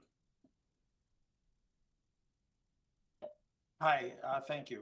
I am unaware. I did hear through my office that I guess Katya called to speak to my office manager to relay her concern about the land. This property was purchased by my client. They went through an Ontario land surveyor, had a proper research request done through the registry office. They prepared a draft reference plan. They researched as much as they could. So I can't really speak to the validity of her claim and discussion. As you said, it's something that would be dealt with through the courts and whatnot. What I can say is that the houses have an extensive backyard depth, that even if there ended up being some claim made at some point, I don't believe that it would cause any encroachment into the rear yard. There's no, we've got plenty of space there. So really, we're just trying to deal with what the information that we have before us, which is we have a surveyor's report, a property report, and a draft reference plan that was prepared by those professionals. And we have no other evidence to suggest anything else at this point that was presented to us. No other paperwork suggesting there was an issue. And this is the first we've really heard of there being some invasion, as she referred to it. So all I would say is we just want to proceed based on the information provided. and based on the information that we were provided by the surveyors and by my clients, but we've not had any knowledge before about this. Okay, so other than receiving a phone call from Katja in your office, you and or your client, it looks like your client's a numbered company, likely a builder, they were not aware of this. When did they purchase it? So this invasion and with the police perhaps happened with the previous owner? Possibly. The 2022, I think they bought it. So it's not, I mean, those sound like unfortunate circumstances. Okay, well, again, you know, no one's going anywhere. So, Katja and Mr. Loro and Mr. Laura have their rights. They can proceed it with a lawyer, but your client has not been contacted, hasn't received a letter from a lawyer or any kind of court application. Okay. So, Mr. Chair, we've shared the draft R plan on the screen so that the neighbor can look at the boundaries that have been identified by the surveyor in this case. This is also available on AIC if they want to print a copy or look at it in better detail on their own. But this is showing the boundary in relation to their property to the south. Okay, thank you. That's helpful. Also, we don't know what lot the Loros, it looks like it's behind 15, lot 14, lot 13, lot 12. There's a bunch of lots running along the back. So we don't specifically know which lot. We have a 34 Tilden. I guess someone could compare the location map and figure out what lot it is. But again, I hear Mr. Rubinoff that he's not aware of this. So I don't see this is not really before us as someone's coming here and arguing about an adverse possession claim or whatever. We proceed on what we have before us. Does anyone else have any comment? If not, ask if anyone is ready to make a motion. So we've had two issues. We're trying to figure out what community planning's position was, and we resolved that. Now we have an issue with a neighbor behind claiming that somehow part of this property belongs to her and her father. So it's the property behind, not the property at 39. No, I realize it's one of the properties behind, isn't it? It's either there's a bunch of lots, 15, 14, 13, 12, 11 along the back. I believe that's what we're talking about. Tilden, 34 Tilden is her property. So in any event. Number 49 is a massive new build and number 39 is a tiny, tiny little bungalow. So I'm just wondering if it was on the same street, but it doesn't sound like it. On Kingdom. On Kingdom, yeah. So number 39 is this tiny little bungalow, and number 49 on the other side is a massive new build. So. Okay, and this lady is these ladies behind. These I just wanted to clarify that. That's all. Thank you. Okay, any other comments or questions, or someone ready for a motion?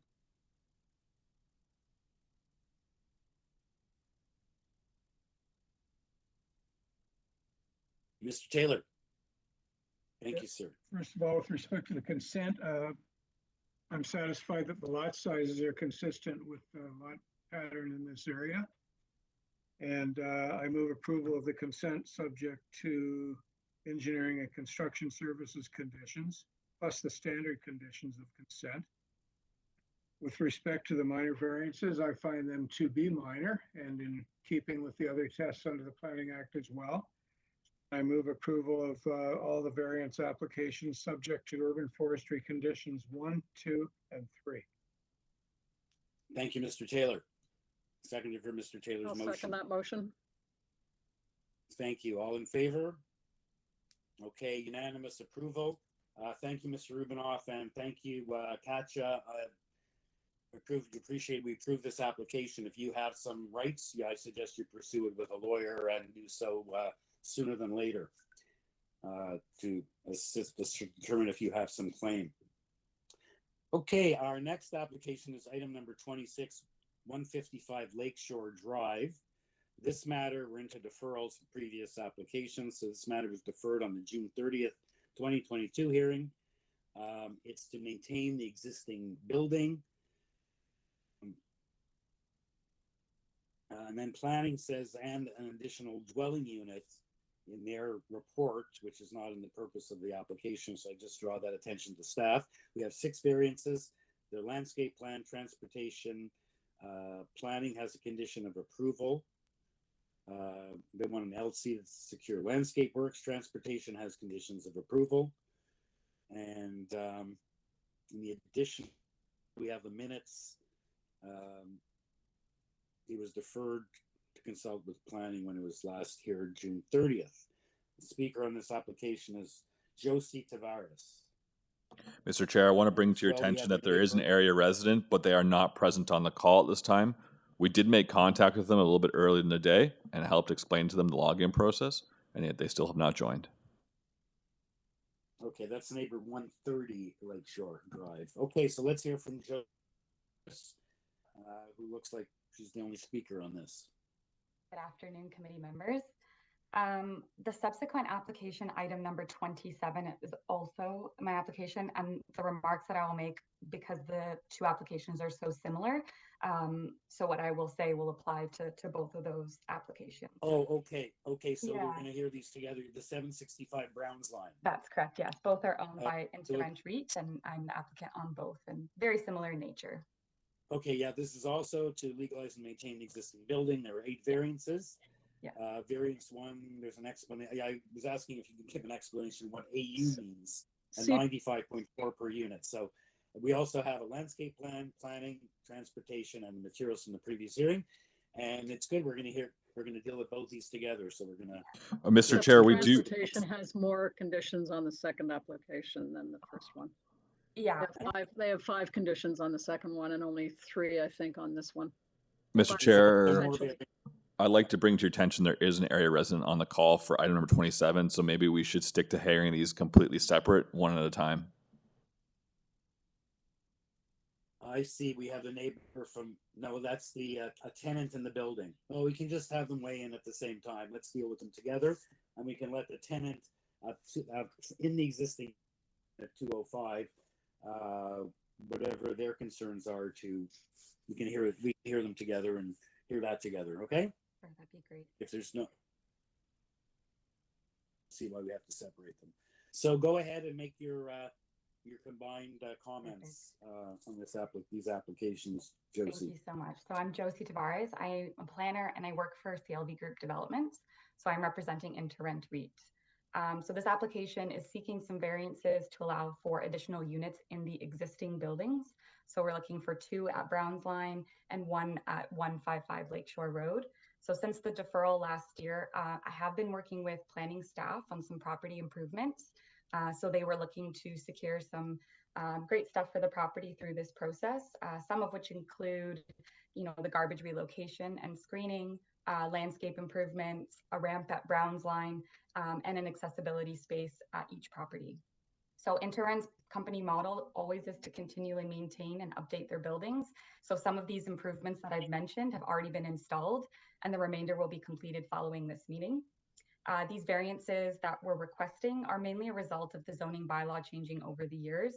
These buildings were constructed in somewhere between 1960 and 1970. So as we all know, that sort of changes over time and your requirements change along with it. So InterRent is looking to legalize a lot of existing conditions, but we've also attempted to bring the building into compliance with the current bylaw wherever possible. I would also like to highlight that adding these additional units in the existing buildings is a really super easy way to add inventory to the market quickly, which we do know is a big priority for the province right now. The buildings are already socialized into the community and will not have an impact on the surrounding or current residents living in the area. In fact, if every building constructed, in 1950s to the 1990s was able to say add 1 unit, it really could add a lot of housing supply to the market quickly, which is desperately needed. So lastly, I just want to note that I have read over the conditions proposed by staff, transportation, planning, and have discussed them with the client, and we have no issue fulfilling them should these variances be approved. If anyone has any questions, I would be more than happy to answer. Okay, thank you. So those are your comments on both. We'll now hear if anyone has any questions for the agent. Otherwise, let's hear from the other party on the line. Mr. Go Chair. ahead, Mr. Kamara. Yeah, Yeah. go ahead. In the purpose, should we not be reflecting somewhere that there are units being added, like, rather than, because it comes across as nothing is changing? The purpose is stated as to maintain the existing building, but the existing building did not have the 2 new units or the 1 new unit. Is that a question for me or is that a question for the chair? Sorry. It's a question for the chair and or for staff. Oh, whether well, we should- I think the one place I saw it, I think it was in the planning report in their, you know, they always rewrite the start off with I that. saw it there too, but I just want, I'm not suggesting that we defer this for notice. I'm just asking whether we should amend the purpose. Right, and if you look at the June 22nd memo 2023, this matter was deferred for a year. They do give that in the preamble where it says to maintain, legalize and maintain the existing building and an additional dwelling unit. And actually, I don't even think it said legalize, it just said maintain in the actual notice, am I right? Yeah, so it's legalize and maintain. Perhaps Mr. Kamara is correct, we should be revising the, if we're inclined to approve these applications, to indicate that it's to legalize and maintain. Or perhaps Barb, staff can weigh, which is what's correct. Number 27 do we says need to that? legalize and maintain. Number 27 says to legalize and maintain. Okay, but it doesn't say add unit. And ma'am, I assume we're adding units to both buildings, correct? So I can provide some greater context, which might help to clear this up. So when InterRent purchased the building, the previous owner had these units within them and they were occupied. But they obviously didn't comply with the zoning bylaw or with building code. So when we purchased the building, we did our best as quickly as possible to vacate those units, knowing that they weren't adhering to proper code or the zoning bylaw. And then we've looked to rectify that since, which is why we are here before the committee. Okay, so we have to determine from staff whether, in fact, the purpose should be, and we have to hear from, let's hear from the neighbor. We still have to hear from the neighbor or the tenant in the. Mr. Chair, you're confusing the two files. There is no area resident for item number 26. Yeah, but 27, we're dealing with the two together, right? Mr. And I need to get They have information on. different deputants. We'll have to deal with them individually. So starting with Lakeshore Drive, how many units are in the building that you're now trying to maintain? That we're looking to legalize? There was just the one. No, how many total? That's an excellent question. I don't know off the top of my head, but if you give me a second, I can get that for you. Okay, so for the committee members, there is a discrepancy. We should have worded the two notices in a similar fashion. Normally, we use the word legalize when there's an order to comply issued versus to maintain an existing situation. But we should have included more information in the purpose. So once the applicant is able to give us that information, we can update the purpose to say to maintain the existing building containing X number of units.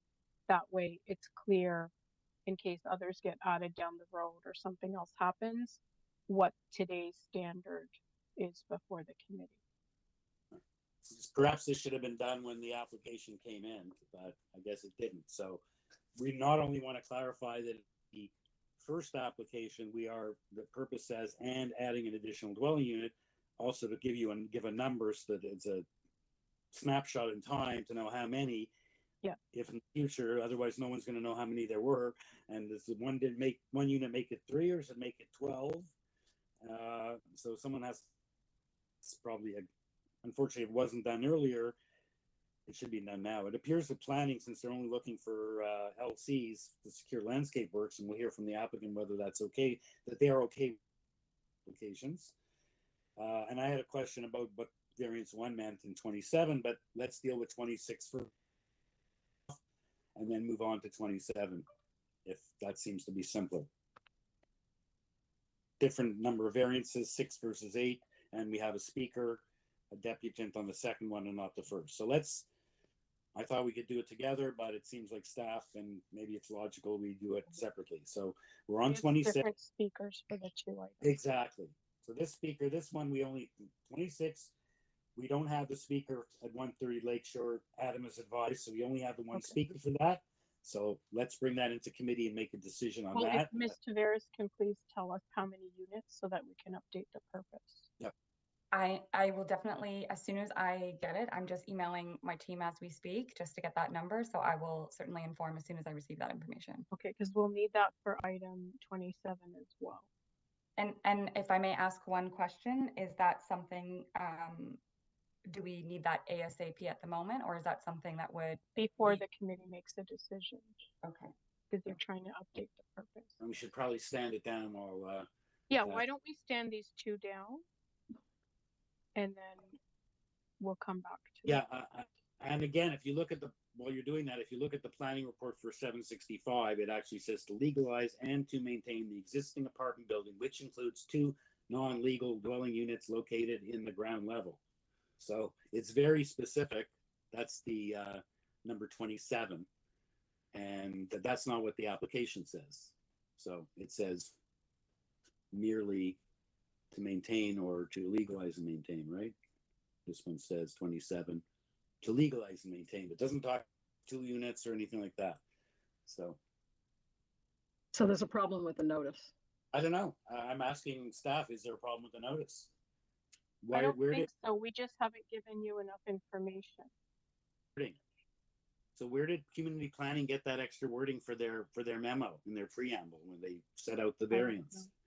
They had a different purpose.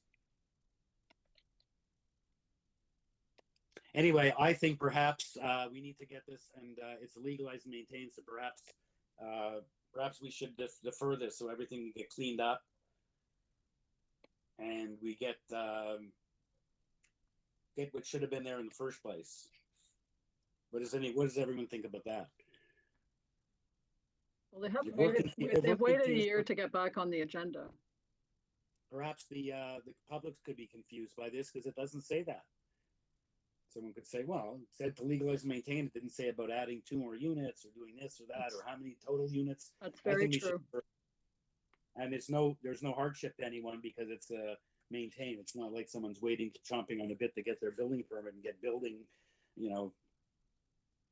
If the applicant can confirm, there shouldn't be a need to defer it unnecessarily. I find we defer a lot of files that don't need to be. If they can just confirm the information we're asking for once they come back, it might be enough for you to make a decision. Well, you've now stated something new that you want to see the total number of units, and that sounds like a great idea to give it a snapshot going forward. It doesn't change the variances, right? Okay, but it's again, it changes perhaps what the public would. I'm not the one that raised this. I believe it was Ms. Alderson. So my position, and I want to hear from the other members, is that we should defer this because I will vote against it because I don't think it's clear. I don't think the public knows what's going on. Okay, and there's too many mistakes. So I'll leave that. Anyone else to comment? I just want to comment. I believe the materials has a unit listing under the site statistics. It says 34 units, including 1 from this BP application. So I believe the information's in the application. Just not in the notice. It's not in the notice. Yeah, but it's not in the notice. Yeah, it's not correct. If they dig down, I appreciate you found that. So what is the answer? How many units are there in the information? But you have to drill down to find that. Anyway, any other comments? Mr. Taylor, what do you feel? How are you feeling? I was afraid you'd ask me how I was feeling. Yeah, I could go either way on this. I'm not happy that the public notice is not clear as to what is in actuality being requested here. I think that's problematic, and it's John, we're losing you. Sound the commenting public. That's better. Sorry, what's better? Yeah, we were losing your sound for a bit. Okay, so I guess I'm inclined to go along with your concern here, Mr. Chair, that we haven't provided the public with sufficient clarity as to the purpose of this application, and unfortunately, it should should result in a deferral. Okay, do you want to like make a motion to that effect, and we'll deal with. I will move for deferral to enable the notices to be clarified and recirculated and reposted, and deferred hopefully to a hearing not too far off. Okay, so that's for item number 26, because we'll have to weigh in. There's a neighbor. There's a Okay, tenant that'll on be the my line. motion for 26. Okay, we have a seconder for that motion. I can second that. Okay, all in favor? Opposed? Okay, so the motion carries 4-1. That matter is deferred. Now we have to weigh in just briefly. Already heard from the applicant on 27. We have a neighbor on the line to speak on the merits, I take it, but we just have to weigh in on the issue of the deferral. So I believe the party is Annette Muget, the tenant in suite 205 at 765 Browns Line. Welcome. Annette, you're unmuted, so go ahead. Okay. Can you hear me? We can, but it seems like you have logged in twice, and we're gonna have to try and find a way to. Oh, sorry. No, it should be good now. Yeah. So, like they mentioned, my name is Annette Mugenyi, and I've been a tenant at 765 Browns Line for quite a couple of years. And so I'm here with my neighbor too. His name is Brandon Glazer in Unit 201. And we will both be, he has more details to give on our submission. So maybe Yes, I'll let Brandon speak. Sorry, ma'am, we only have one speaker but the problem is we're not going to be dealing with this if you've been listening on the merits today, because there's issues with the notice on this and the companion application being number 26. So we're going to defer this matter so they can provide further notice. You will be re-notified, and when we come back to deal with it on the merits, you can come and deal with it on that at that time, as well as the other neighbor can call in as well. But we're not going to be dealing with the merits today. Yes, we're not going to be dealing with that on the merits today because we have a notice issue. So you will be re-notified, and this matter will come back at another date. And at that time, you can let us know what the questions are. Okay, because I was confused about the notification too. So that was one of our concerns to understand what exactly is happening. So Yeah, I so really you appreciate the deferral. Yeah, you didn't understand. I assume when you got this application, you didn't realize that they were going. It just says to legalize and maintain the existing building. It just doesn't say anything about adding units. As in the planning board preamble talks about many things. Several. It says to legalize and maintain, which includes 2 legal non-conforming dwelling units in the ground level. So they're going to clarify, and we'll come another date for you to make your comments, if any. Okay, sounds good. Okay, thank you. Have a wonderful afternoon. Okay, so members, again on number 27, we've now Can I touched ask base. one question? Sorry. Yes. Can I? What do they mean by ground floor? So, 2 levels. because I think in the application they are talking about additional units on one floor, but they are actually on 2 levels, one basement unit and the other on the ground level. So maybe we will need more clarity on that too. Okay, we'll add that to the minutes. We'll add that to the minutes because on our application, it just says 2 units on the ground level. Whether it's 1 on the basement, 1 on the ground floor. I don't think we have to go back to Josie Tavares for a clarification, but she's listening. And that's one other thing to look into. So she hasn't been given an opportunity to speak on this application, and she has that right. All right. Okay. So let's hear from her on this application as opposed to the other application. Okay, because we dealt with this separately, right? Well, thank you. I really appreciate the opportunity to speak. Especially, I mean, the variances do not impact that purpose there. We have been deferred a whole year and have been putting in a lot of time and effort to be working with planning staff and have made some improvements to the building and stuff. That, in fact, is a clerical error, not on my control, that the city staff has put forward. And I would really appreciate if we could just focus on the actual variances for what we've brought to it. The whole application as a whole and all the materials that have been submitted to date do speak to what we are looking to do. And I do think that committee members have had an opportunity to review those materials. We really would like to just, get these variances approved so that, we can start to lease those units. And I do think that we've done a lot and put a lot of time and effort into making sure that we adhere to, all the concerns that have come from the different departments. And I feel that, for us to be deferred, even on the last one, I was really, kind of disappointed not to be able to speak just very quickly to say, that purpose line really isn't going to have an impact. And if I may, on our previous application, staff actually messed up one of the public notices as well. So you can imagine on my end and our client's end, that's a very frustrating error to have happen 2 times in a row, a year almost apart. Yeah, that's true. I don't know about the previous time, but perhaps it is a clerical error, but coming as the application planner on the file to check what goes out and see if it's accurate or not. So I don't know where community planning got this additional wording about additional units, non-conforming, but to me, and I've been doing this 25 years, that is a major thing that the neighborhood or the notice, I've seen notices sent back for a lot less than that. Well, These notices are deficient. These notices are deficient. That is clear. That's black and white. Agreed. And perhaps it was staff error, but you didn't catch the staff error, did you? But I don't have a say in what happens in those public notices for the purpose I'd like to know, right? Like those get generated by staff and they go out to the community and I don't write them. I understand, but you have a chance to review that, and if it's wrong, to advise staff that we got a notification issue. It's not talking about the units. Anyway, I'm not debating this with you.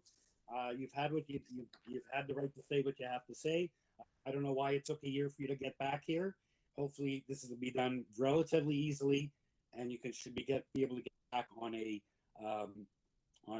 an addition on another agenda as soon as possible. Unlike the other application we dealt with, where they actually have a lot of work to do, and they're trying to get back for the July 20th hearing, they may not be able to. You should be able to, because it's a mere notice issue. But I don't appreciate trivializing this issue. This is an issue, and there's no time, and it's not like it's being built. It's a maintained situation. No doubt. So, my comment is really just a pure frustration that I'm asking you to understand, just because this is out of my control, right?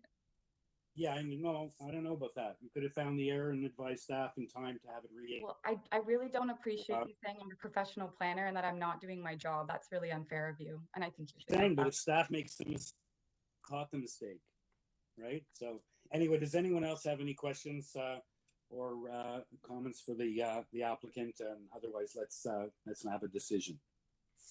Just a question for staff, Barb. If we defer this, can we guarantee it going back on the July 20th?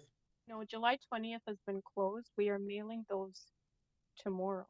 We don't have any more room or capacity to add files to July 20th. The earliest we can schedule for is August.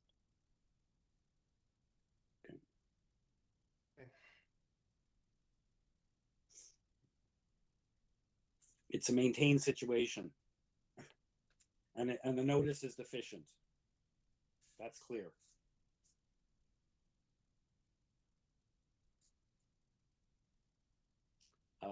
Waiting for someone to make a motion.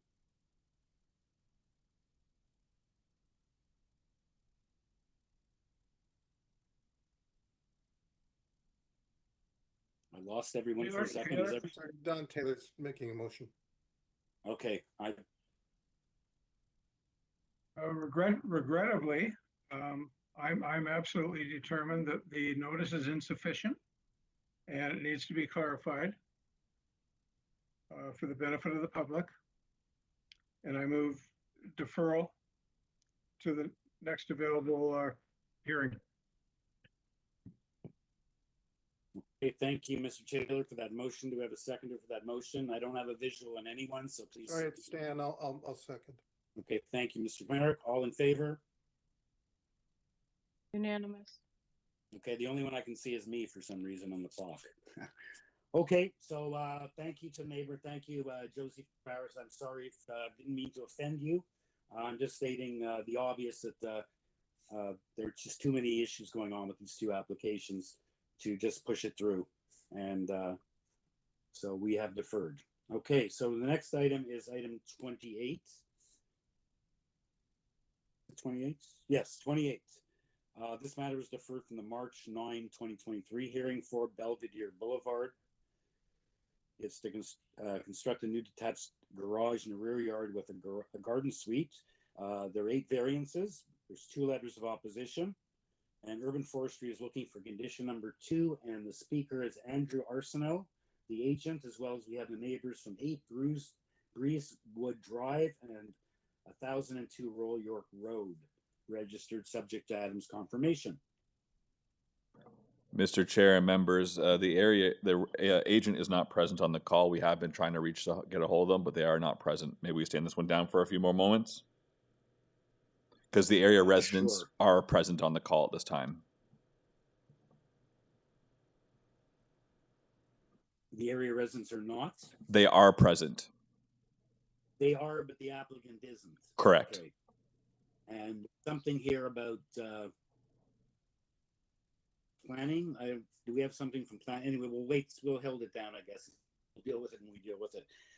So the next application, and apologies to the neighbors on the line, we'll have to wait for the applicant to get on the line. Next application is item number 29, 16 Massey Grove Crescent. This matter was deferred again. Also, it's to construct a partial second-story addition and a second-story rooftop deck. 4 variances. We have presentation. Planning has a condition of approval. TRC has no comment. And we have 2 letters of support. We also have the materials from the previous hearing as well as the minutes. We have 1 speaker, Kyutae Kim, who's the applicant, looks like. Hi, good afternoon, Mr. Chair and committee members. Okay.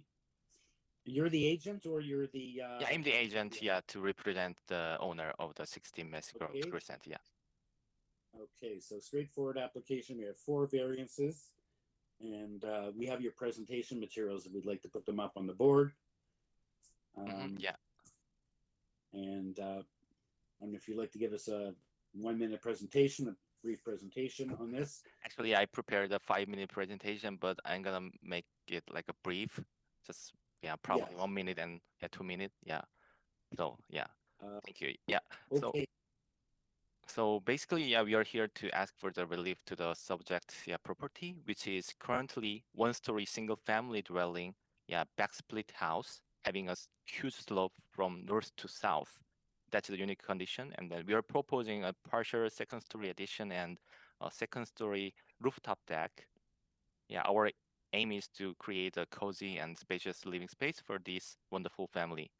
As you all know, we had a committee adjustment meeting on March 23rd, 2023, but the deferral had been made due to the fact that we needed more time to discuss further to address the concerns with the planner.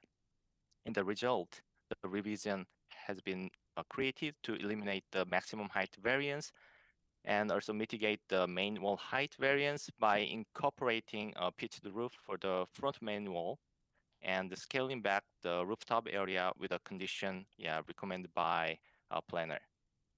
So as you all know, this property fall under TRCA and the Ravine area, but we all clear that there are no conditions from Urban Forestry and TRCA.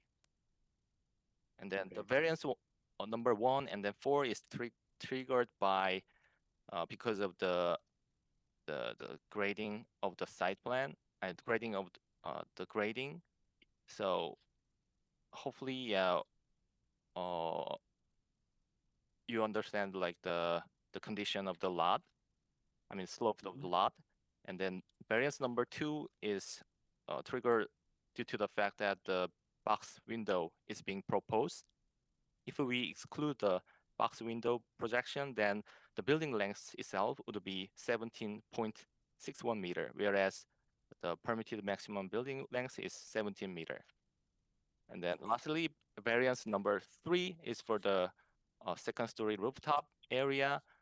Initially we proposed 67.8 square meter rooftop area, but we managed to to reduce to 36.76 square meter, and with a condition. Yeah, the condition would be 6 feet high privacy screen on the rooftop deck will be provided to the east side. So, Okay, I see. So in conclusion, yeah, we respectfully request the survey to approve our proposal. And then on top of that, we have received a supporting letter from the adjacent neighbors who live at 14 Mesgrove Crescent and 18 Mesgrove Crescent. Yeah, they are the next door neighbors. So I believe it would increase the value of a property and then make a good example in this neighborhood. Yeah, thank you for listening. Thank you, sir. Yeah, very nice, beautiful lot backing onto the park. And you're taking advantage of the rooftop deck. It's quite modest additions, and looks like the neighbors are okay. And you're okay with the community planning, the requested condition about the privacy screening? Of course, Okay. yeah. I humbly accept all the recommendation from the planning department. Okay, thank you, sir. So let's see if anyone has any questions for you, if someone's ready to make a motion.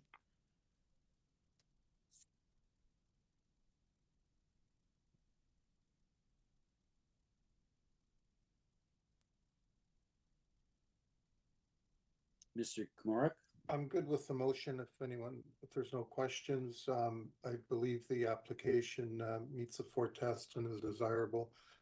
I'd like to move approval subject to the planning condition set out. Okay, thank you. Yeah, there's forestry. Seconded for that? Ms. Reddick, thank you. Yeah, just a friendly amendment. Should we tie it to the site plan or no? Oh, yeah, what's up? I think planning does that. Yeah, the planning condition ties it. Okay. The planning condition is just the, as illustrated on the site plan and elevation drawing submitted May 15th, 2023. As it relates and Mainwell Heights. So those are the 3 purposes. Yeah, they've covered all the issues in that condition. Yeah. That's why I didn't repeat the whole condition. Okay, I'll second that. Or, I'm not sure. Did someone else second it? I did already. Okay, all in favor? Unanimous. Okay, you have unanimous. Thank you. Thank you so much. Thank you so much. Yeah, Mr. Kim. Okay, right. So we haven't done 28 yet. So Mr. Chair, I was about to say, do you want to double back to item number 28 right now? We have straightened out the issue on our end. The speaker will be Sandra Cicera, who is the actual agent for the file at 8 Breezewood Drive, and then the area resident is at 1002 Royal York. So we called Andrew Arsenal and confirmed that Sandra is the speaker actually. Oh, I see. Sandra's not an area. She's in fact speaking on behalf of Andrew. She's someone who works with him. I see. Okay, so we only have the one area resident, 1002 Royal York. So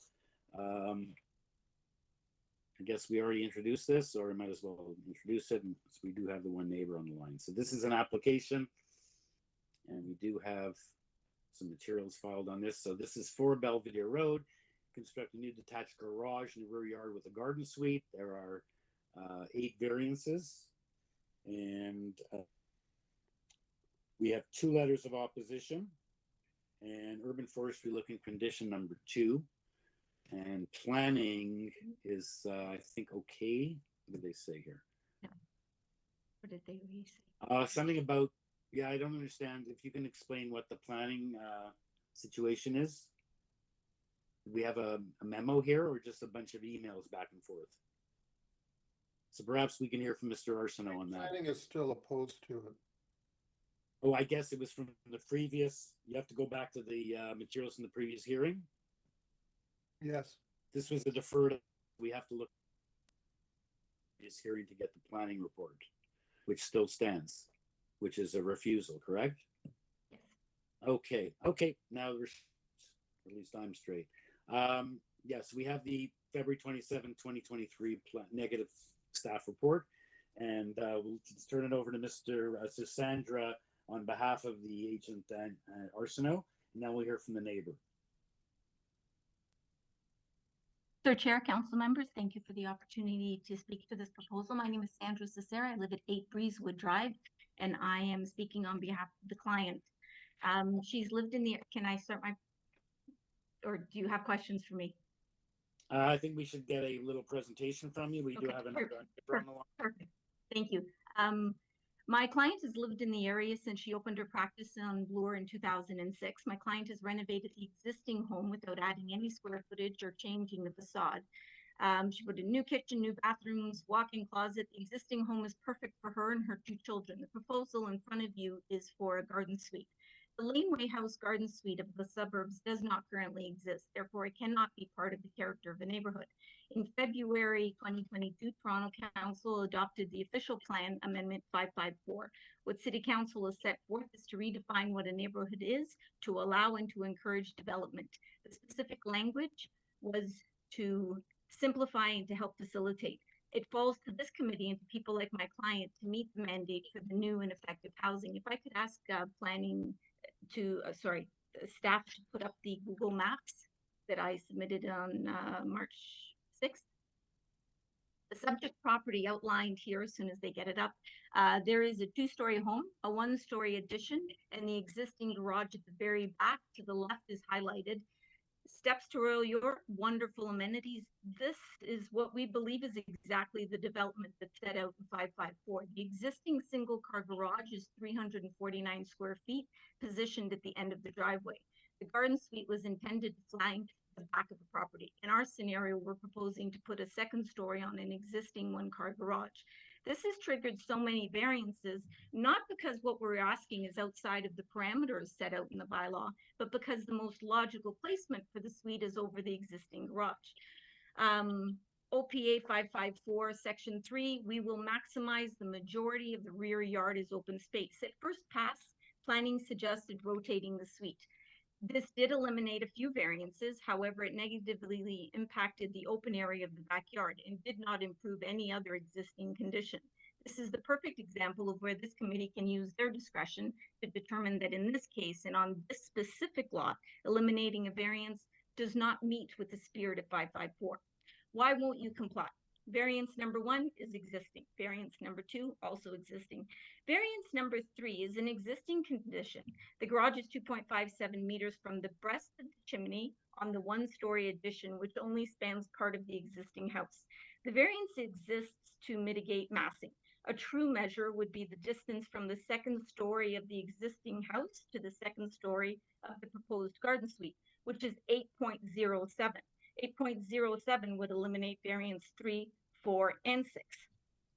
Number 4, the proposed structure would comply if the existing garage was further from the existing 1-story addition on the existing home, which is to say if we did flank the back of the property, it would comply. The existing garage does not comply to variance number 5. We are bettering the situation by putting a green roof on the new structure. Variance 6, 7, and 8 all refer to angular planes. Angular planes refer to proximity. In this case, proximity is existing. On the west side, the failure to meet the angular plane would affect the neighbor and their view potentially of the enjoyment of their backyard. However, the existence of a 15-foot cedar hedge along the driveway obscures their view of the existing garage and any proposed addition to it. The neighbor at number 6 Belvedere has also given us their blessing, and they have a letter of support. When we refer to the diagram that depicts what we have, sorry, there's another diagram that we put out February 28th, I think, that has what we have, what we're proposing to build, and what we're actually asking for, just highlighted in different shadings, if staff can put that up. But I'll continue on. It is clear that from the shadowing would come from what we're allowed to build, not what we're actually here asking for variances.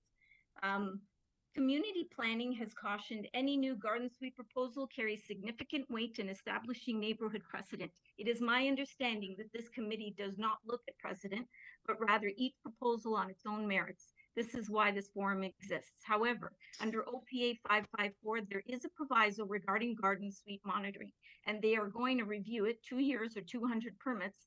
It will be reviewed. We have highlighted what we need, why we need variances. We should cover why we meet the development criteria of 554. Number 1, we do have direct and safe access for fire and emergency services. Number 2, to address the neighbor's concerns regarding 2nd story and privacy, he's 100% correct. Our intent Sorry, is to ma'am, cross if you all- can wrap up, you're approaching 5 minutes. Yeah. Thank you. We have every intention to frost all the glass on any windows that face east and west. The windows on the east will not be operable, and the film it's not a film that we're applying. They're coming opaque from the factory. Number 3, we are maintaining open space. Number 4, we will not injure or remove any trees. Number 5, the amendment encourages sustainable building technologies. We're doing so. Number 6, the unit should not be larger. Okay. Please wrap up. Thank you. Number 6, it's smaller. And number 7, we're managing better than the existing. Okay, thank you. Thank you. Before we hear from the neighbors, I want to just tell you what I feel. This is a brand new built form, as you say, and that's why we have to be careful. And maybe some lots aren't appropriate. Sorry? Maybe some lots aren't appropriate. Are you talking or am I talking? I apologize.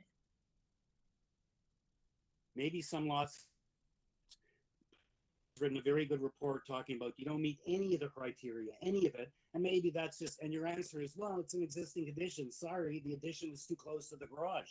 Well, maybe it's not a place to have a garden suite. I am personally concerned that having just plunking every house in the city, you're going to have too many people on top of each other, too close, and these are important criteria to allow for a garden suite. That every lot in the city can have a garden suite, and perhaps your lot is too small for a garden suite. You don't establish. It's a very good report. I encourage you to read it. So, you know, your answer to say it already exists. I understand it. I mean, it's too close. There's too much going on in this lot. So anyway, anyone else have any questions or observations? I have a question, which is probably really an observation. I believe this item was deferred so that the applicant could consult with planning and make changes. Can the applicant make clear to us what changes, if any, were made from the original application? The deferral was actually requested so we could talk to the neighbors at number 6, who are the ones that are actually affected by this. And if they had a problem with it, we absolutely couldn't move forward. Our conversations with planning has actually been quite positive, and I did read the report, and I understand. I can see your look on your face. I get it. But what planning has said is, I mean, so we applied as an existing garage with a new garden suite, and zoning has come back and deemed it a garage with a new garden suite, and a new build with a new garden suite. And they're absolutely right, because if we can't keep what's there, we will end up doing a new one. So they do us a favor by making that already a criteria. The issue that planning has, this is a new form. So can you, the question is, we have not changed anything. From March 9th until today, no changes have been made. No, many discussions have gone back and forth, and they honestly said off the record that they thought we had very valid arguments, and as long as the neighbor number 6 didn't have an issue with it, they didn't think we would have a problem with community. I'm going to cut you off now. We have a neighbor on the line. We have a neighbor on the line who still hasn't spoke, and they're the neighbor most affected because they say they're in a ski lot situation. So good segue. Let's hear from the neighbor who I believe is most affected at 1002 Royal York Road. If you pull up the location map, you can see where they're located. So I can't believe the community planning says, oh, as long as you satisfy the neighbor at number 6, we're good to go. That's not what they're saying. This doesn't meet any of the criteria of garden suite, and I don't care if the neighbor at 6 agrees. The neighbor at 1002, unless he's on the line to indicate his support, I don't think he's okay with it. So let's hear from the neighbor at 1002 Royal York Road, Katon Baz. Chairman. Good morning. Good afternoon. Good afternoon, sir. Chairman, committee members, thank you for the opportunity to talk about Fort Belvedere. I'm Kaitan Vaz from 1002 Royal York Road. I abut Fort Belvedere on the east, and I have 3 comments to offer. I'm grateful for Chair Clark's comments on March 9, and again today for the 3-level garden suite challenges. 2, for my letter, if the committee approves the 3 design level, I request that the window on the east side of the 2nd story be denied. Finally, I wish to draw your attention to the site plan drawing A1. Will the host please bring up site plan A1? And I believe what we have now is your letter from the Correct, first correct. hearing. So let me talk to it. Yeah. The site plan, sir, is materially inaccurate. I do not know the correct term to use for a site plan that grossly misrepresents the site. In the middle, it shows an existing wood deck to the right of the one-story structure. That is false. The deck actually extends north and west. I estimate it extends north by 14 to 16 feet. If you refer to the site plan, the two words sod, side by side, actually are covered by the deck. Also, it wraps around the single-story structure and extends to the west of the chimney. I estimate 12 feet. Two data items on the drawing in the lower part of the middle section, area of deck 24 square meter approximately, and soft landscaping 90 square feet approximately, are false. The area of the deck is probably triple of what is stated. I do not know the date of the photograph that Mrs. Sarah mentioned. It does not show the deck. A photograph showing the deck wrapped around the single-story structure and overlapping the existing garage was kindly uploaded by the committee staff to the file. Unfortunately, I did not submit it by last Thursday. I request the committee to reject this application. Thank you. And just reviewing again your letter from March and your allegations of the fact there's issues with the site plan. So does anyone have any questions for Mr. Vaz? And can we put up the location map? You're in a what we call a key lot situation. So you look out on the side lot of the subject property and you would look directly into where this proposed garden suite would go. And I see you quite properly included your reference to the fact that there should be privacy maintained. And your privacy is certainly affected by this new built forum that's proposed. Yes, sir.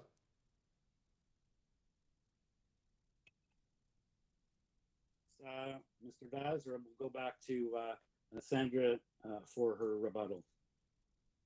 Okay. Sandra Cicera.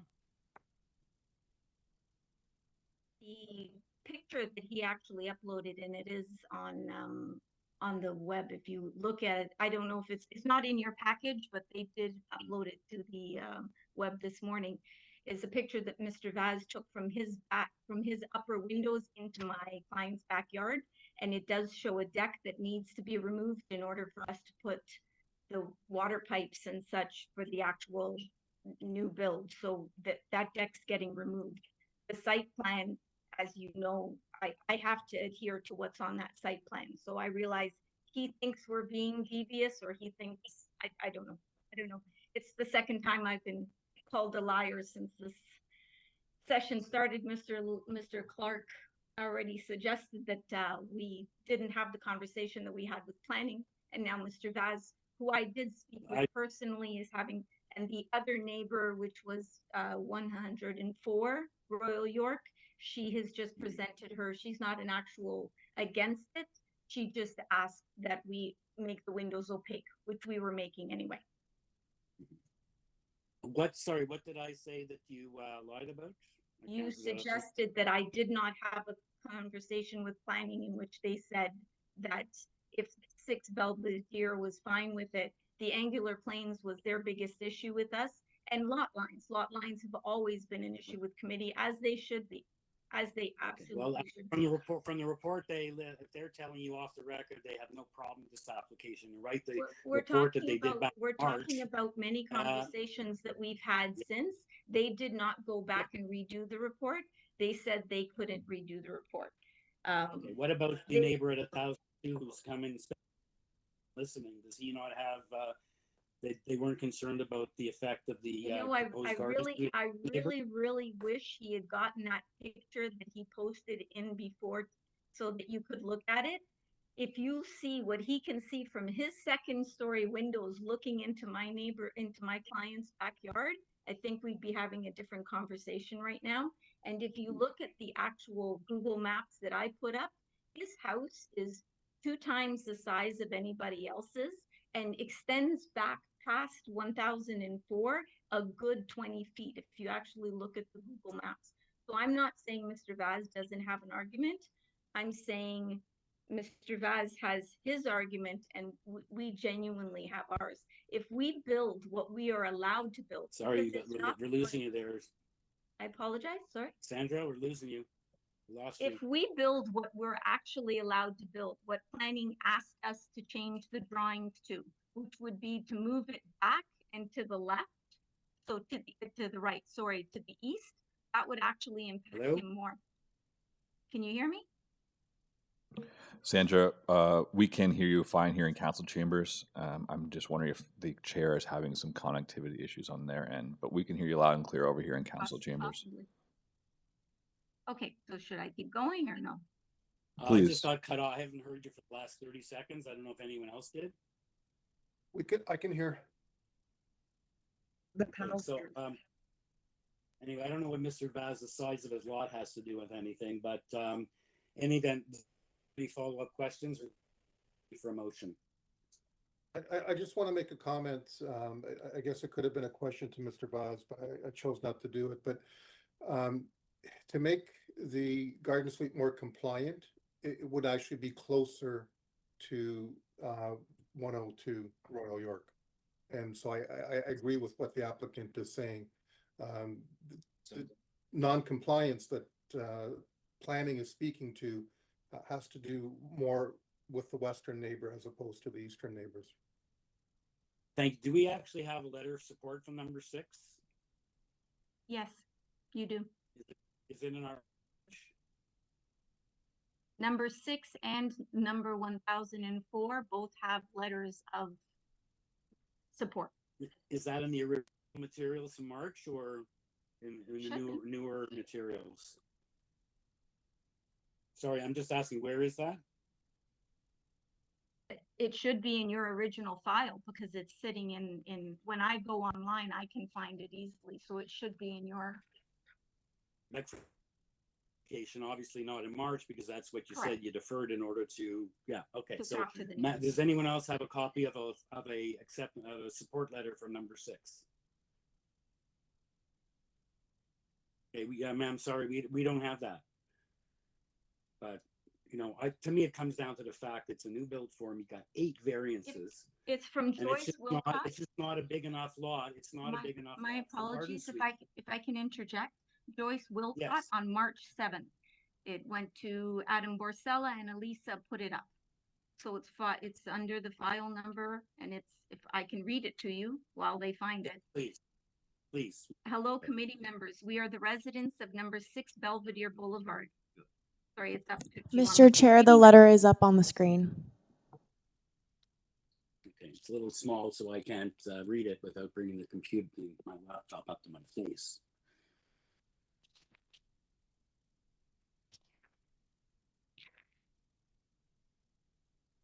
Oh, no, It was in the previous. It was in the previous materials.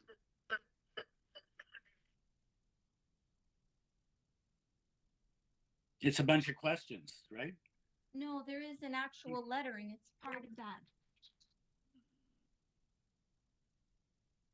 Where's the support?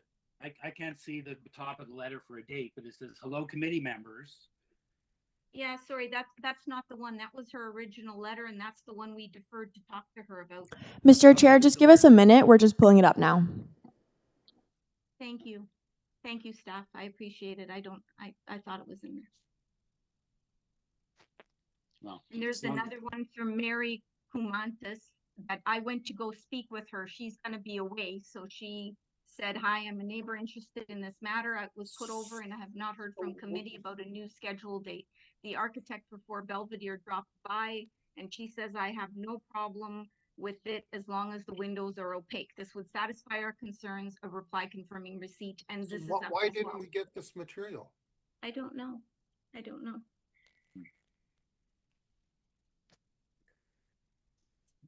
Sorry, am I the only one? But I have no letters of support on any of my documents. Yeah, we know that. We didn't Staff get it. putting it up. Ma'am, is this the letter you're speaking of? that's on the board? Or, I'm sorry. It's from Mary Kumantis. It was sent May 31st. And I printed it off of my thing. If I realize there's lots of others to go through, if you want to, and that's the picture that the neighbor has taken from his backyard. Well, I'd love that one to go up, please. Because he's saying we're imposing on his privacy. That's a picture he took, I guess, last week. It came up on our screen. And then went away. Right. So that's the privacy. He's zoomed in to show the backyard and the deck, that he's saying the deck's there. The site plan is what we are proposing, not what's there. The deck has to come out in order to tie in the plumbing. See that picture will be helpful, but I don't know if there's still 8 variances here, and we have a negative planning report, so I don't understand. And again, this is a build form that we have to be very careful with because it is new. And I think you got to be careful with people living in people's next to other people's backyards where they don't have people living. So I think we have to be very careful, and as city planning is stated in there, I believe they've written a very good memo. So in any event, if we're not getting that picture up, it's not part of the. We have the letter from number 6 saying they're okay now, provided their windows are opaque. Yeah. So let's bring it in and have a discussion, and someone has to bring a motion. I think at least we have a whole store. You know, to me, this is almost like we've got an incomplete file on this, and the applicant claims we have incomplete view from planning. You know, it's my inclination is we should have deferred this at the beginning. It was already deferred. I know it was already deferred, so that the applicant claims it was deferred, and it probably was so that they can discuss with the neighbor. Yet those discussions with the neighbor took place, but we were never informed of them until two seconds ago. That's not exactly a way to review the file. Okay. We do have the negative planning report. I think did they refer to anything about that other neighbor? Or did they just talk about the, I think we have a standalone staff report, and having any hearsay that says, oh, we don't really have a problem with this, then they should write a report to that effect. Mr. Chair and members, from March stand. Would you like to see the minutes from the meeting of March to see what the official reason for deferral was? We have them ready to be displayed if you'd like. We've seen that. I don't think that's really germane to anything. Relevant. Yeah, the relevant is we have we know what they want to do. We have 8 variances. We have a report from planning. We have one neighbor who now is okay. We have one neighbor who is not okay. He may have a big lot. I don't know why that's held against him, but he is in a key lot situation of where this is, and this is a very new built form. So I think we have to be very careful before we approve things, and I think we can proceed. I don't think after spending all this time, we should now defer it again. And if the applicant wants, she can appeal to the tribunal in the event that we refuse and we don't approve it. So I'm in the hands. I'm waiting for a motion, whether that motion is to approve, to refuse it, to defer it. I'm in your hands. Mr. Taylor? Yeah, I think it would have been ideal to have all the information that's been sort of introduced in the last 45 minutes, but we didn't. And as far as I'm concerned, the key here since March has been not only getting an okay from the neighbor at number 6 Belvedere, but it was also to consult with community planning and to encourage it to change its mind. And it hasn't changed its mind. The variances that were before planning in March are unchanged as they stand before us today. And I think, as Chairman Clark has alluded to, we have to be very careful with this type of application. It's a new form of development. And as the city said, garden suite proposals must have strong consideration for the requirements established in the zoning bylaw. And I think, again, as the chair said, we've got 8 variances from those zoning requirements that we are, we should be very serious about meeting. So I'm convinced that this is not a good property to accommodate a garden home on 8 counts at least. So I move refusal. Thank you, Mr. Taylor, for that motion. I just want to point out that, you know, we have to be careful with this. I lost my train of thought, but do we have a seconder for that motion? Yeah, I second. Thank you. Oh, yeah. It's like you come to committee and when you say, well, sorry, I penetrate the 45-degree angular plane, but it already exists. So, well, then if it already exists, that's not an answer to say it already exists and the lot's too small. Maybe you want to take down your 1-story addition and have your angular plane, but you can't just say, well, it's already there. Okay, all in favor? Motion to refuse. We have a seconder. All in favor? Matters unanimously refused. Mr. Kai, and thank you to Sandra Cicera and to Andrew Arsenault, wherever he is. Okay, our next application then, I guess, is item number 30.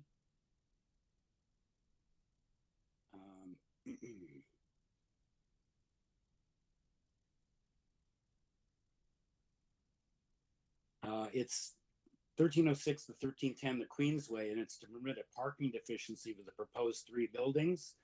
And there's 2 transportation-related variances. And oh yeah, this one is mislabeled at 29 in our package, but I believe that's something internal. It is item. So there's 2 variances.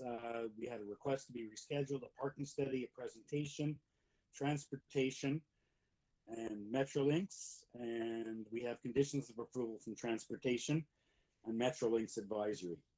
And this matter was deferred from May 11, 2023. The speaker on this application is Isaac Shirokov. Hi, good afternoon. My name is Isaac Shirkoff. I'm a director of development at Kingset Capital, which is the owner of 1306, 1310 the Queensway. As you noted, the minor variance application is for a parking reduction to the site-specific bylaw.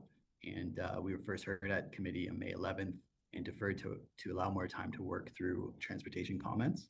Over the past month, we've consulted with transportation and revised the application to 1, increase the number of parking spaces, and 2, provide a parking study prepared by our transportation consultant, BA Group, which shows comparable developments with same parking ratios or lower from what we're proposing.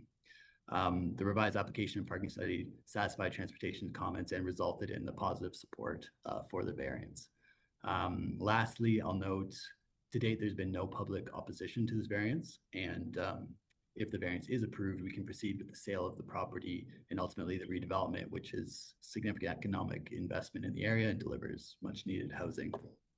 Happy to address any questions or comments from committee, and thank you for your time. Okay, thank you, Mrs. Shirkoff. Any questions for the agent, or is someone ready for a motion?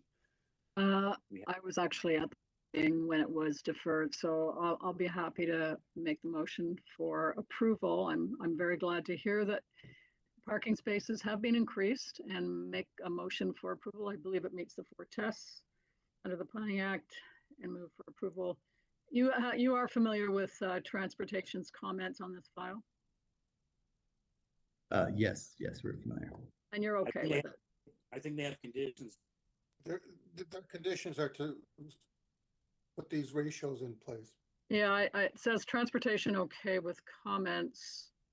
Yeah, so it was not just okay, there were comments. So let me just. They're asking for the ratios to be adopted. Yeah.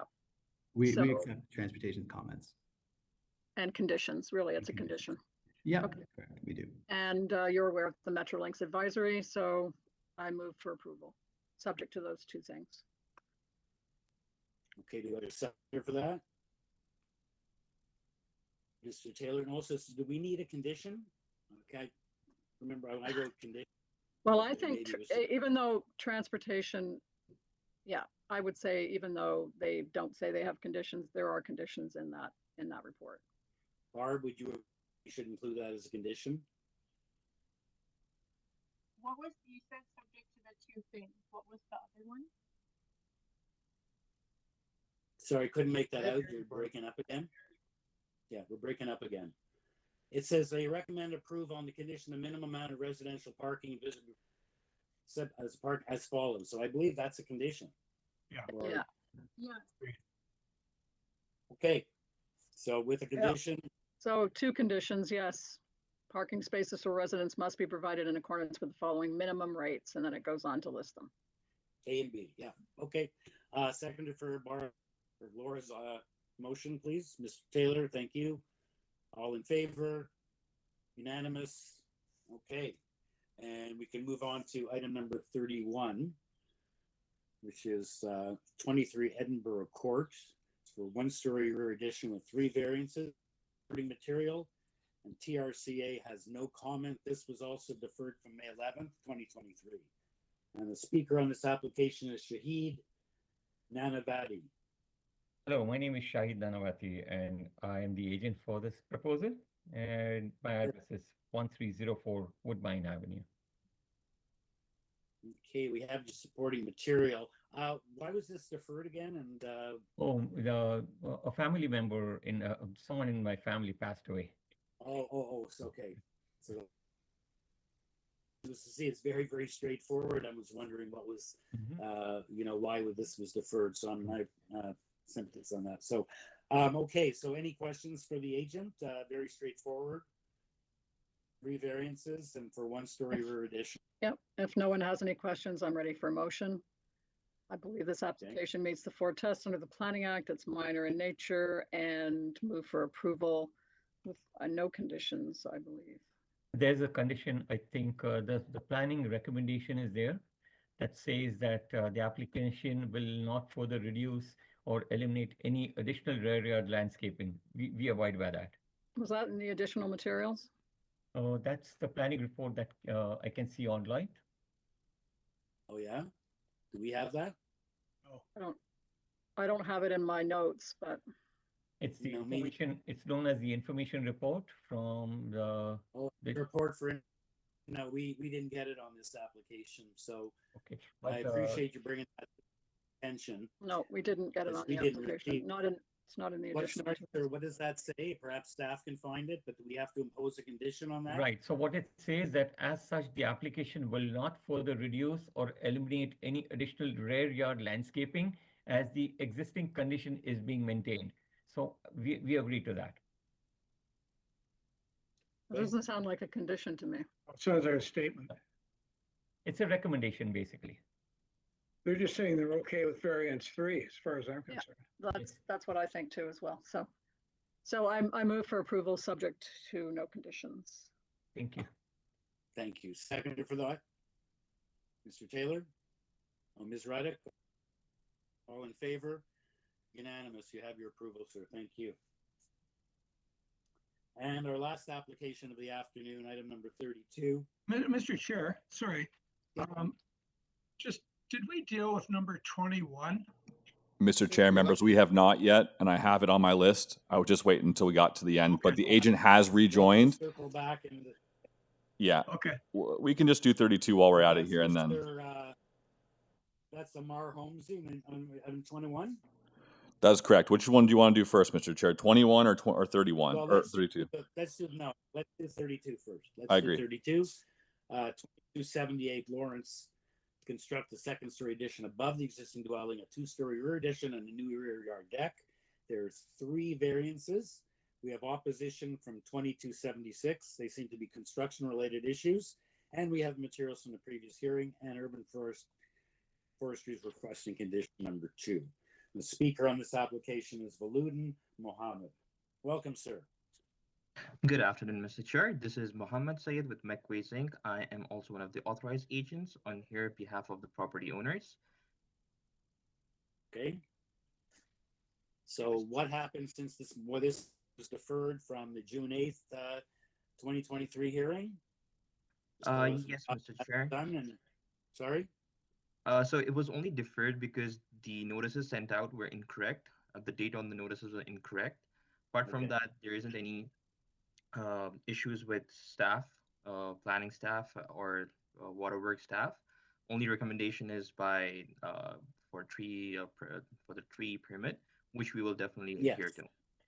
Okay, thank you, sir. Okay, so there was nothing that had to be done as a result of deferral. It was just a notice issue.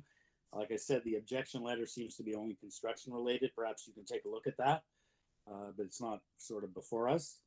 And can I just add, can I just add something? I know it's not before us, but some of those photographs that were taken and submitted are pretty shocking. And I just would like the applicant to address, if he's seen them, I would like the applicant to address them for our purpose. Are those in the additional? I forget where I saw them. I don't remember. It's 5 o'clock and I don't remember where I saw them, but they're in the main package, but you have to scroll down. You have to scroll down. So there were some pretty damning photographs of, like, I mean, it was shocking to me that you know, they're trying to get this large piece of equipment into the backyard, and it looks like they've got cardboard up against the neighbor's house. I mean, the neighbor who wrote the letter and she attached the photographs. Yeah, I understand that, but it's part of the opposition letter. It's part of the opposition letter, and I just wanted to know whether the applicant had seen this letter and whether they had spoken to the neighbor. And I'm concerned. You have to redo these pictures, okay? Yeah, if you look at the piece of, if you scroll down and look at the piece of equipment that they're trying to squeeze down the driveway, it's actually quite shocking. Like, I've never been that shocked by an image before. Well, they made it down there. Keep going. It's the next bit. Keep going. Yeah, keep going. They're covering up. Look at the house. They've covered it up with cardboard, but keep going. There's a lot of pictures, but it's the piece of equipment squeezing in between the two houses that's shocking. And it's, yeah. Sorry, I didn't see these. There you go.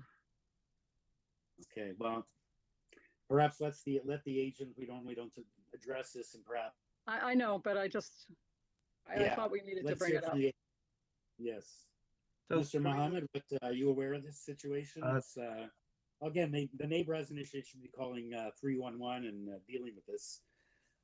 This is pretty crazy how that. I think there's an elderly. I think there's an elderly woman in the house next door, so I think it's, her daughter sent a letter in on her behalf. So I just wanted to bring it to everyone's attention, because I was actually quite shocked and concerned when I saw that photograph. Yes, thank you for that. So through you, Mr. Chair, to address this issue, as for construction practices, we as authorized agents are the designers, and it is up to the homeowners to basically hire contractors and get the work done on site. I do understand and do see these pictures as for material, but rest assured, I did speak to the homeowner and the contractors actually working over there. They have said that there isn't any damage being caused to the neighbor property, and whatever future works would take place, they would definitely notify the homeowners beside if any work is to happen in their yard, or take any equipment which may basically pass through their shared side yard. And if there are any prevailing issues, the neighbors definitely have their right to go to the city and make a complaint about it. But rest assured, the homeowner has assured us and has asked me to convey to the committee, going forward, if any big material is to be bought into the backyard outside of the house, the neighbors' permission would be taken. And I'm pretty sure it was done in this case too. However, if any issues are there, they are willing to work with the neighbors rather than cause any issues. Okay. Thank you, sir. Members, circling back to the application before us, I guess on the planning issues, and although this is quite shocking, we shouldn't take any adverse on the planning issues for this type of thing, but the neighbor should definitely, who's not with on the line, they wrote a letter. That's not, especially with an elderly woman. Anyway, okay, members, so we have a application before us on the planning. We have the urban forestry condition number 2. If someone's ready to weigh in with a motion.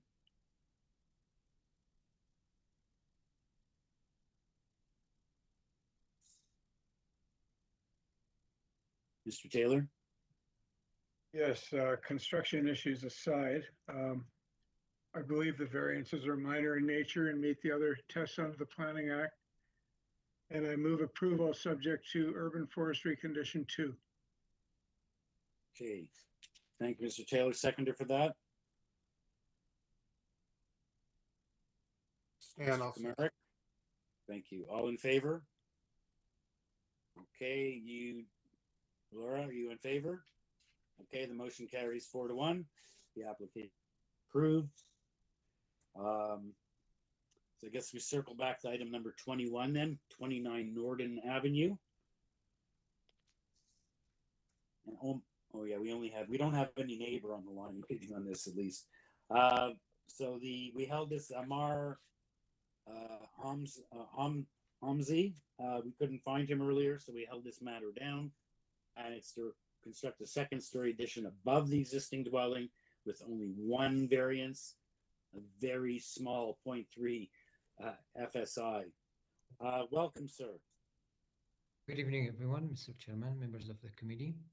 Sorry, I think I had a problem with my microphone. Okay, so we have you anyway, and it's probably our simplest application of the afternoon. One variance of 0.03% on the second story, this top up. Let's just believe we need a presentation. Let's just see if there were any conditions. I don't think there's anything from anyone. No, that's right. There's nothing. Okay, so any questions, or is someone ready to weigh in with the motion? So in view of that, and because I'm assuming that there are no questions, I'm prepared to make a motion. I believe this meets the 4 tests under the Planning Act and move for approval with no conditions. Thank you, Ms. Alderson. Seconder for that. Ms. Reddick, thank you. All in favor? You have unanimous approval. Thank you, sir. And we're now completed the application. All we need is a motion to adjourn. I'm happy to do that since my mic is on. So I'll move for Okay, adjournment. thank you. Okay, thank you. Seconded by Ms. Reddick. All in favor? Okay, we're adjourned at 5:07 p.m. Thank you, staff. Good night, everyone. Okay, thank you. We had some challenging items this afternoon. In Yep, we particular, did. but- See you in person next time.